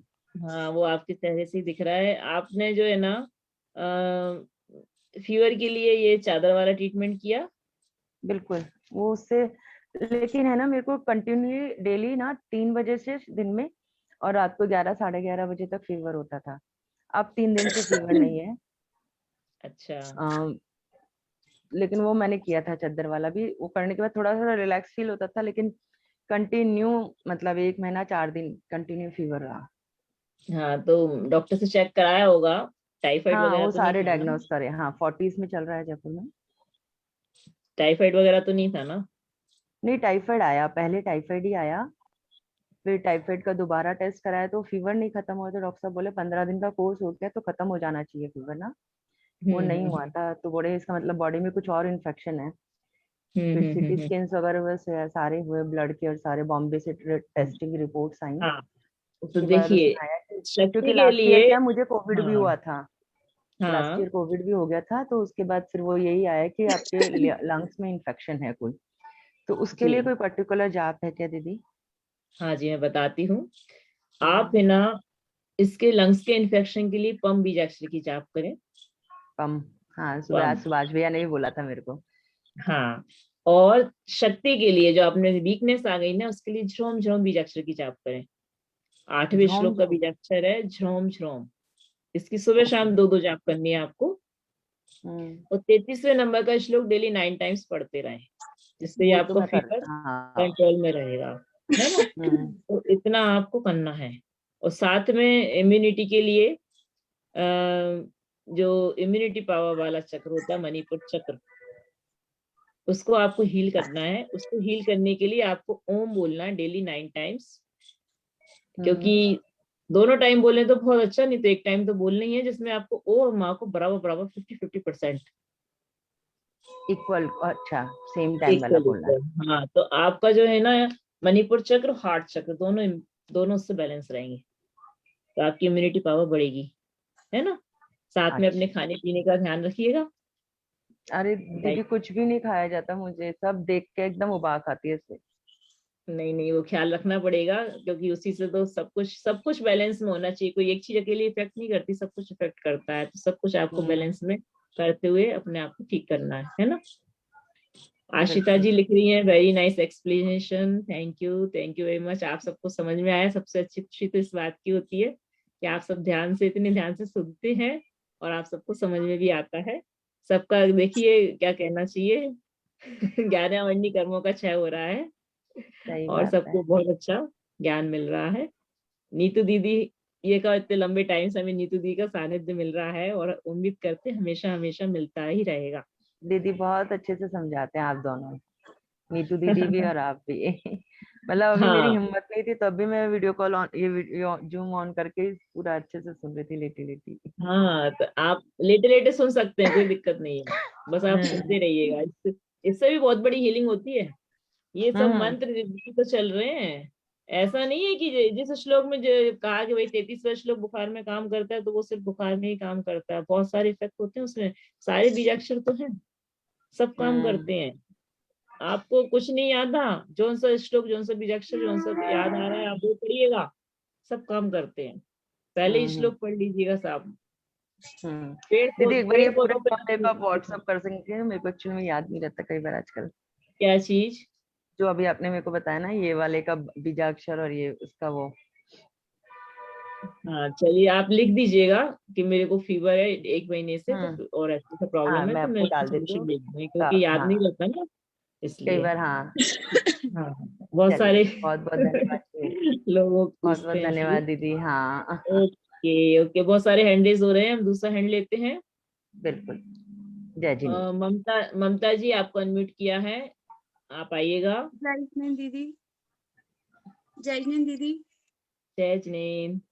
दीदी मैंने फर्स्ट टाइम आपका ये प्रोग्राम ज्वाइन किया है, मुझे बहुत अच्छा लगा। अच्छा अच्छा, आप कहाँ से हैं? पीतमपुरा? हाँ जी दीदी, पीतमपुरा दिल्ली से। अच्छा अच्छा। दीदी मैं 4 महीने से बिस्तर पे पड़ी हूँ, मेरे को स्पाइन में चोट लग गई थी, अच्छा तो भी मैंने लेटे लेटे मेरे को इस ग्रुप में मैं थी, तो मैंने कहा फर्स्ट टाइम मुझे मौका मिला है। मैं लेटे जी लेटे जितना मुझे याद है मैं विनतियां वगैरह पढ़ती रहती हूँ थोड़ा थोड़ा। जी जी जी। किसी का भक्तांबर तो मुझे याद है, वो भी मैं पढ़ लेती हूँ। संस्कृत का मुझे अच्छे से याद नहीं है, उच्चारण मतलब प्रॉपर नहीं आता आप मुझे सुन तो। लिया करो, लेटे लेटे बिस्तर में सुन सकते हैं, आप सुन लिया करो, यूट्यूब पे इतने सारे डले ना। आचार्य हाँ विनम सागर महाराज जी का सुनिएगा, उनका एकदम शुद्ध ठीक है दीदी। है ना, ये संस्कृत का वक्तव्य। पूछ और थोड़ा क्या कर सकती हूँ, मतलब जैसे क्योंकि अभी ये शुद्धि से तो होगा नहीं, जो मंत्रों का जाप तो थोड़ा शुद्धि से बैठकर ही कर सकते हैं ना। हाँ तो आप ना सुन सकते हैं, आप खुद नहीं बोल सकते लेकिन आप सुन सकते हैं। बिस्तर में जी लेटे लेटे आप यूट्यूब खोल लीजिएगा, सुन लीजिएगा। मेरा भी जी यूट्यूब चैनल है डॉक्टर मनीषा एन जैन के नाम से, उसमें 26वां श्लोक मैंने डाला हुआ है। जी दीदी। 26वां श्लोक ये आपकी जो रीढ़ की हड्डी की प्रॉब्लम है, जो स्पाइन में आपकी चोट लग गई थी, उसकी प्रॉब्लम को दूर करेगा वो, जी ठीक है है ना। दीदी। तो आप जी उसको लेटे लेटे सुनते रहिएगा, उसका पूरा मैंने अनुष्ठान डाला हुआ है यूट्यूब पर। जी जी doctor doctor Manisha N Jain के नाम से आपको मिल जाएगा। सुषमा जी जी इस ग्रुप में जुड़ी है, तो प्लीज सुषमा जी सारे उसकी यूट्यूब चैनल और टेलीग्राम ग्रुप की लिंक डाल दीजिएगा प्लीज, जी है ना। थैंक यू दीदी। आप, हाँ, और ओम का उच्चारण जरूर करिएगा आप जी बिस्तर पे लेटे हैं, बिस्तर पे कहते हैं बीजाक्षर नहीं पढ़ते, तो हमको जी कैसे ओम का उच्चारण करना है? हमको केवल ओ बोलना है ना। उमा अपने आप हम मुंह बंद करेंगे तो भूल जाता है, तो हमें ओ बोलना है, उसमें कोई दोष नहीं है। ये भी इस बार में खजुराहो गई तैयारी का कृष्णमती माता के पास, उन्होंने बताया कि कई लोगों को जी नींद नहीं आती है, तो ओम बोलते बोलते कैसे सो जाना है, तो मैं आपको बताती हूँ कैसे हमें ओम का उच्चारण करना है। आपको केवल ओ बोलना है। कैसे? ओ का उच्चारण कैसे करते हैं हम? आ और ऊच समाया होता है ओ में, तो जी आ से शुरुआत करेंगे तो आ में नाभि पे वाइब्रेशन होगा, और ऊ बोलेंगे तो हृदय वाइब्रेशन होगा। उमा जी अपने आप जैसे मुंह बंद करेंगे तो माँ बोलेगा तो मस्तिष्क वाइब्रेशन होगा, तो उसमें हमको दोष नहीं लगता बिस्तर में ओम बोलने का। कैसे बोलेंगे?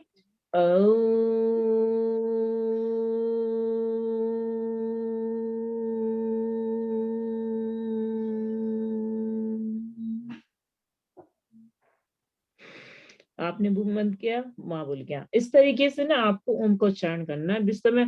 आप लेटे लेटे ऐसे बोलेंगे, आपको पता नहीं चलेगा आपकी कब नींद लग गई और कब आपकी सारी प्रॉब्लम सॉल्व हो गई। सुबह उठते टाइम भी बिस्तर में लेटे लेटे बोलिएगा, और रात को सोते टाइम भी बोलिएगा। हमको केवल ओ बोलना है ना, ठीक है। तो बहुत सारे हैंड रेज हैं, हम उनको लेते हैं। मनीषा दीदी मेरे अ, हिसाब से मंजू दीदी भी आई हुई हैं, अनामिका के अरे नाम से वाह, हैं। अच्छा एक अच्छा, बार देख हाँ, लीजिए। अनामिका जैन मुंबई के नाम से मंजू दीदी हैं। मंजू दीदी जय जिनेन्द्र, आपको हम पोस्ट बना रहे हैं, आप आइएगा और अपना आशीर्वाद दीजिएगा मंजू दीदी। आज तो हमारे भाग्य जग गए, बहुत दिनों बाद मंजू दीदी से आज मिलना जुलना होगा। स्पॉटलाइट करती हूँ, आप वीडियो करिए, ऑन करिएगा मंजू दीदी और अनम्यूट करिएगा।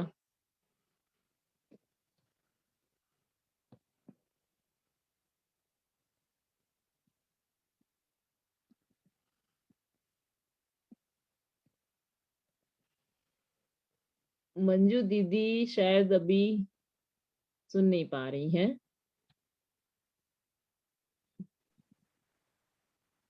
हाँ, रूपाली जी आप आइए ना सामने, बोलिए आपकी अरे आवाज मैं हूँ आवाज ना, सुनने को यहीं पे मैं तरस गए सच हम। सुन रही हूँ। मैं सच सुन रही हूँ, यहीं पे बैठी हुई हूँ। और मंजू दीदी आज आ गई, बहुत अच्छी खुशी की बात है। मंजू दीदी का वो अनम्यूट नहीं हो रहा, नहीं तो उनको सुनते सब लोग। हाँ, बहुत हाँ, देर नहीं से हो है, रहा। बहुत देर से जुड़ी हुई हैं मंजू दीदी। हाँ ना, हाँ, वो कहीं और बिजी हो गई होंगी, क्योंकि उनको कोच बना दिया है और वो शायद सुन नहीं पा रही है अपने को, नहीं तो वो जरूर आते, हाँ ना। है ना, इसलिए। और रूपाली जी आप कोई अफर्मेशन दे दीजिएगा सबको, अरे रियलाइज कर नहीं, दीजिएगा अभी आज प्रति मैंने कर्मण। बहुत सारा वो अध्ययन आप पढ़ा रही थी, मैंने अपना अध्ययन कर लिया पूरा, बैठ के जिनवाणी सरस्वती बुक थी, मैंने बहुत सारा पढ़ लिया अरे आज वाह, इससे। मैं बहुत ही रोज अच्छी पढ़ बुक है। समय नहीं दे पाती थी, आज आप लोग हाँ, कर रहे थे तो मैंने जब तक इसको पढ़ डाला। नहीं नहीं, बहुत अच्छा नॉलेज दिया इसमें, पूरा प्रशांत सागर महाराज जी की है हाँ ये। ना, इसमें एक बहुत अच्छी चीज मैंने अभी पढ़ी जो मैं बता सकती हूँ, जो मुझे बहुत अच्छी लगी। इनफैक्ट बिल्कुल मैंने इसको बिल्कुल मार्क भी बताइए। किया कि जो सम्यक दर्शन होता है वो किससे होता है। तो यदि अपने जाति स्मरण से हमें सम्यक दर्शन होता है, धर्म के उपदेश से जैसे हम लोग ये सुन रहे हैं तो इससे भी हमें सम्यक दर्शन हो सकता है। जिन बिंब के दर्शन करने से भी हमें सम्यक दर्शन होता है। वेदना का जब अनुभव होता है, बहुत दुख होता है हमें, तब हमें लगता है कि ये संसार किसी काम का नहीं है, तो शायद तब भी हमें सम्यक दर्शन होता है। देवार्थ दर्शन करना, अपने से अधिक रिद्धि अथवा देवों के पास देखकर उनसे भी सम्यक दर्शन होता है। और जिन प्रतिमा, जिन महिमा से तीर्थंकरों के पंचकल्याणक में आज मुझे समझ में आया कि जब पंचकल्याणक होते थे तो क्यों सब लोग पंचकल्याणकों में भागते थे, फेरी के दिन भाग रहे, इस दिन भाग रहे, क्योंकि पंच तीर्थंकरों के पंचकल्याणक के दर्शन करने से भी सम्यक दर्शन होता है। और जो जैसे कि मैंने एक बार पहले भी बहुत बार बोला था कि जब हम लोग नरकों में होते हैं और जब हम किसी भी चीज को शास्त्र को बहुत सच्चे मन से पढ़ते हैं तो कहते हैं कि अगले जाने कितने जन्मों तक हम जो अच्छे और सच्चे मन से पढ़ा हुआ शास्त्र हम भूलते नहीं है, और वही यदि हम नरकों में चले जाते हैं तो हमें सम्यक दर्शन का कारण बनता है कि लाइक देखो हमने कितना पूर्व में हमने कैसे किया था। जैसे कि आज नीतू दीदी ने बताया कि जो राजा श्रेयांश थे उनको जाति स्मरण से ही ये समझ में आया कि लाइक कैसे आहार देना पड़ता है, और उन्होंने उनको परिवहन किया। तो ऐसे ही सम्यक दर्शन के बहुत से कारण, उनमें से एक ये भी है जो हम सब बैठ के कर रहे हैं, धर्म सभा। तो ये मुझे बहुत अच्छा लगा। इसमें एक चीज और मैं बता सकती हूँ, जब तक मंजू दीदी नहीं आ रही, जैसी वो आती है तो उन्हीं को ले लेंगे कि नरक गति में जाति स्मरण से और धर्म श्रवण से और वेदना अनुभव से भी सम्यक दर्शन होता है। त्रियंच व मनुष्य गति में भी जाति स्मरण से, धर्म श्रवण से और जिन बिंब भगवान के दर्शन करने से होता है। और विशेष जिन बिंब दर्शन में जिन महिमा भी गर्भित है, ठीक है ना। देव गति में भी जाति स्मरण से और देवादि दर्शन से, धर्म श्रवण से, जिन महिमा दर्शन से भी सम्यक दर्शन होता है। और नैवेग्रेयक में जाति स्मरण और धर्म श्रवण से। तो ऐसा बहुत अच्छा दिया है। और सम्यक दर्शन मतलब कि सच्चे देव शास्त्र गुरु पर श्रद्धान करना। और सम्यक दर्शन के 8 अंक होते हैं, जो कि आप आई थिंक पता होंगे, उनकी पूरी 8 स्टोरीज हैं सम्यक दर्शन के 8 अंक की। मैं अभी बता नहीं सकती, मंजू दीदी आ गई है क्या? हाँ, नहीं मेरे हिसाब से अनम्यूट नहीं कर रही हूँ। हाँ, तो चलो फिर क्या करना है? बस आप प्रतिक्रमण कीजिएगा और सेशन का दी एंड। हाँ, राजकुमारी जी हैं क्या? हाँ, आज राजकुमारी जी करेंगी प्रतिक्रमण, आशा हाँ। जी ने डाला था लिख के। आज राजकुमारी जी प्रतिक्रमण करेंगी। तो राजकुमारी जी आई हैं तो लीजिएगा उनको। राजकुमार जी हैं क्या? वो भी मेरे ख्याल से निकल गई। फिर अरुण जी भाई साहब आप कर दीजिए। अरुण जी सेठी। पल्लवी भी होगी ना? पल्लवी अरुण जैन अंकल हैं तो शायद। हाँ उनको अनम्यूट तो करिए, अनम्यूट। अरुण अंकल मैंने आपको अनम्यूट किया है। ठीक है, थैंक यू। मैं प्रतिक्रमण कर रहा हूँ छोटा। जय हाँ जी। आदिनाथ भगवान की जय हो, विद्यासागर जी महाराज की जय हो। हे भगवान, हे जिनेन्द्र देव, हे अरिहंत प्रभु, मैं अपने पापों से मुक्त होने के लिए प्रतिक्रमण करता हूँ। हे भगवान, मैं सर्व अवगुणों से संपन्न हूँ।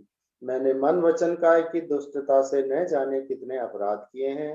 हे भगवान, आप तो केवल ज्ञानी हैं। मेरे सब पापों को आप जानते हैं। आपसे कुछ भी नहीं छिपा है। मैं सभी जीवों से क्षमा चाहता हूँ। सभी जीव मुझे क्षमा करें। मेरी किसी के साथ शत्रुता नहीं है। यदि मैंने राग द्वेष आदि परिणामों से पाप किया हो, कर्कश वचन कहे हो, यदि मैंने उठने बैठने खांसने छींकने बोलने आदि से जीवों का घात किया हो, यदि मैंने तस्करी या स्थावर जीवों की हिंसा की हो, पर स्त्री या पर पुरुष को बुरी निगाहों से देखा हो, अपने व्रतों नियमों में दोष लगाया हो, अष्ट मूल गुणों के पालन में व सब व्यसन त्याग में दोष लगाया हो, सच्चे देवशास्त्र गुरु मुनि आर्य का श्रावक व श्राविका की निंदा व आलोचना की हो, तो हे भगवान, मेरे सारे कर्म आपके प्रत्यक्ष और परोक्ष में मिथ्या हुए, मिथ्या हुए, मिथ्या हुए। मैं पश्चाताप करता हूँ, मैं पश्चाताप करता हूँ, मैं पश्चाताप करता हूँ। हे भगवान, मेरे सारे कर्मों का क्षय हो, मुझे रत्न त्रय की प्राप्ति हो, मेरा समाधि मरण हो एवं अंतिम समय तक सच्चे देवशास्त्र गुरु की भक्ति में मन लगा रहे, ऐसी मेरी भावना है, ऐसी मेरी भावना है, ऐसी मेरी भावना। 9 बार नमोकार मंत्र का अक्षर करेंगे सब लोग।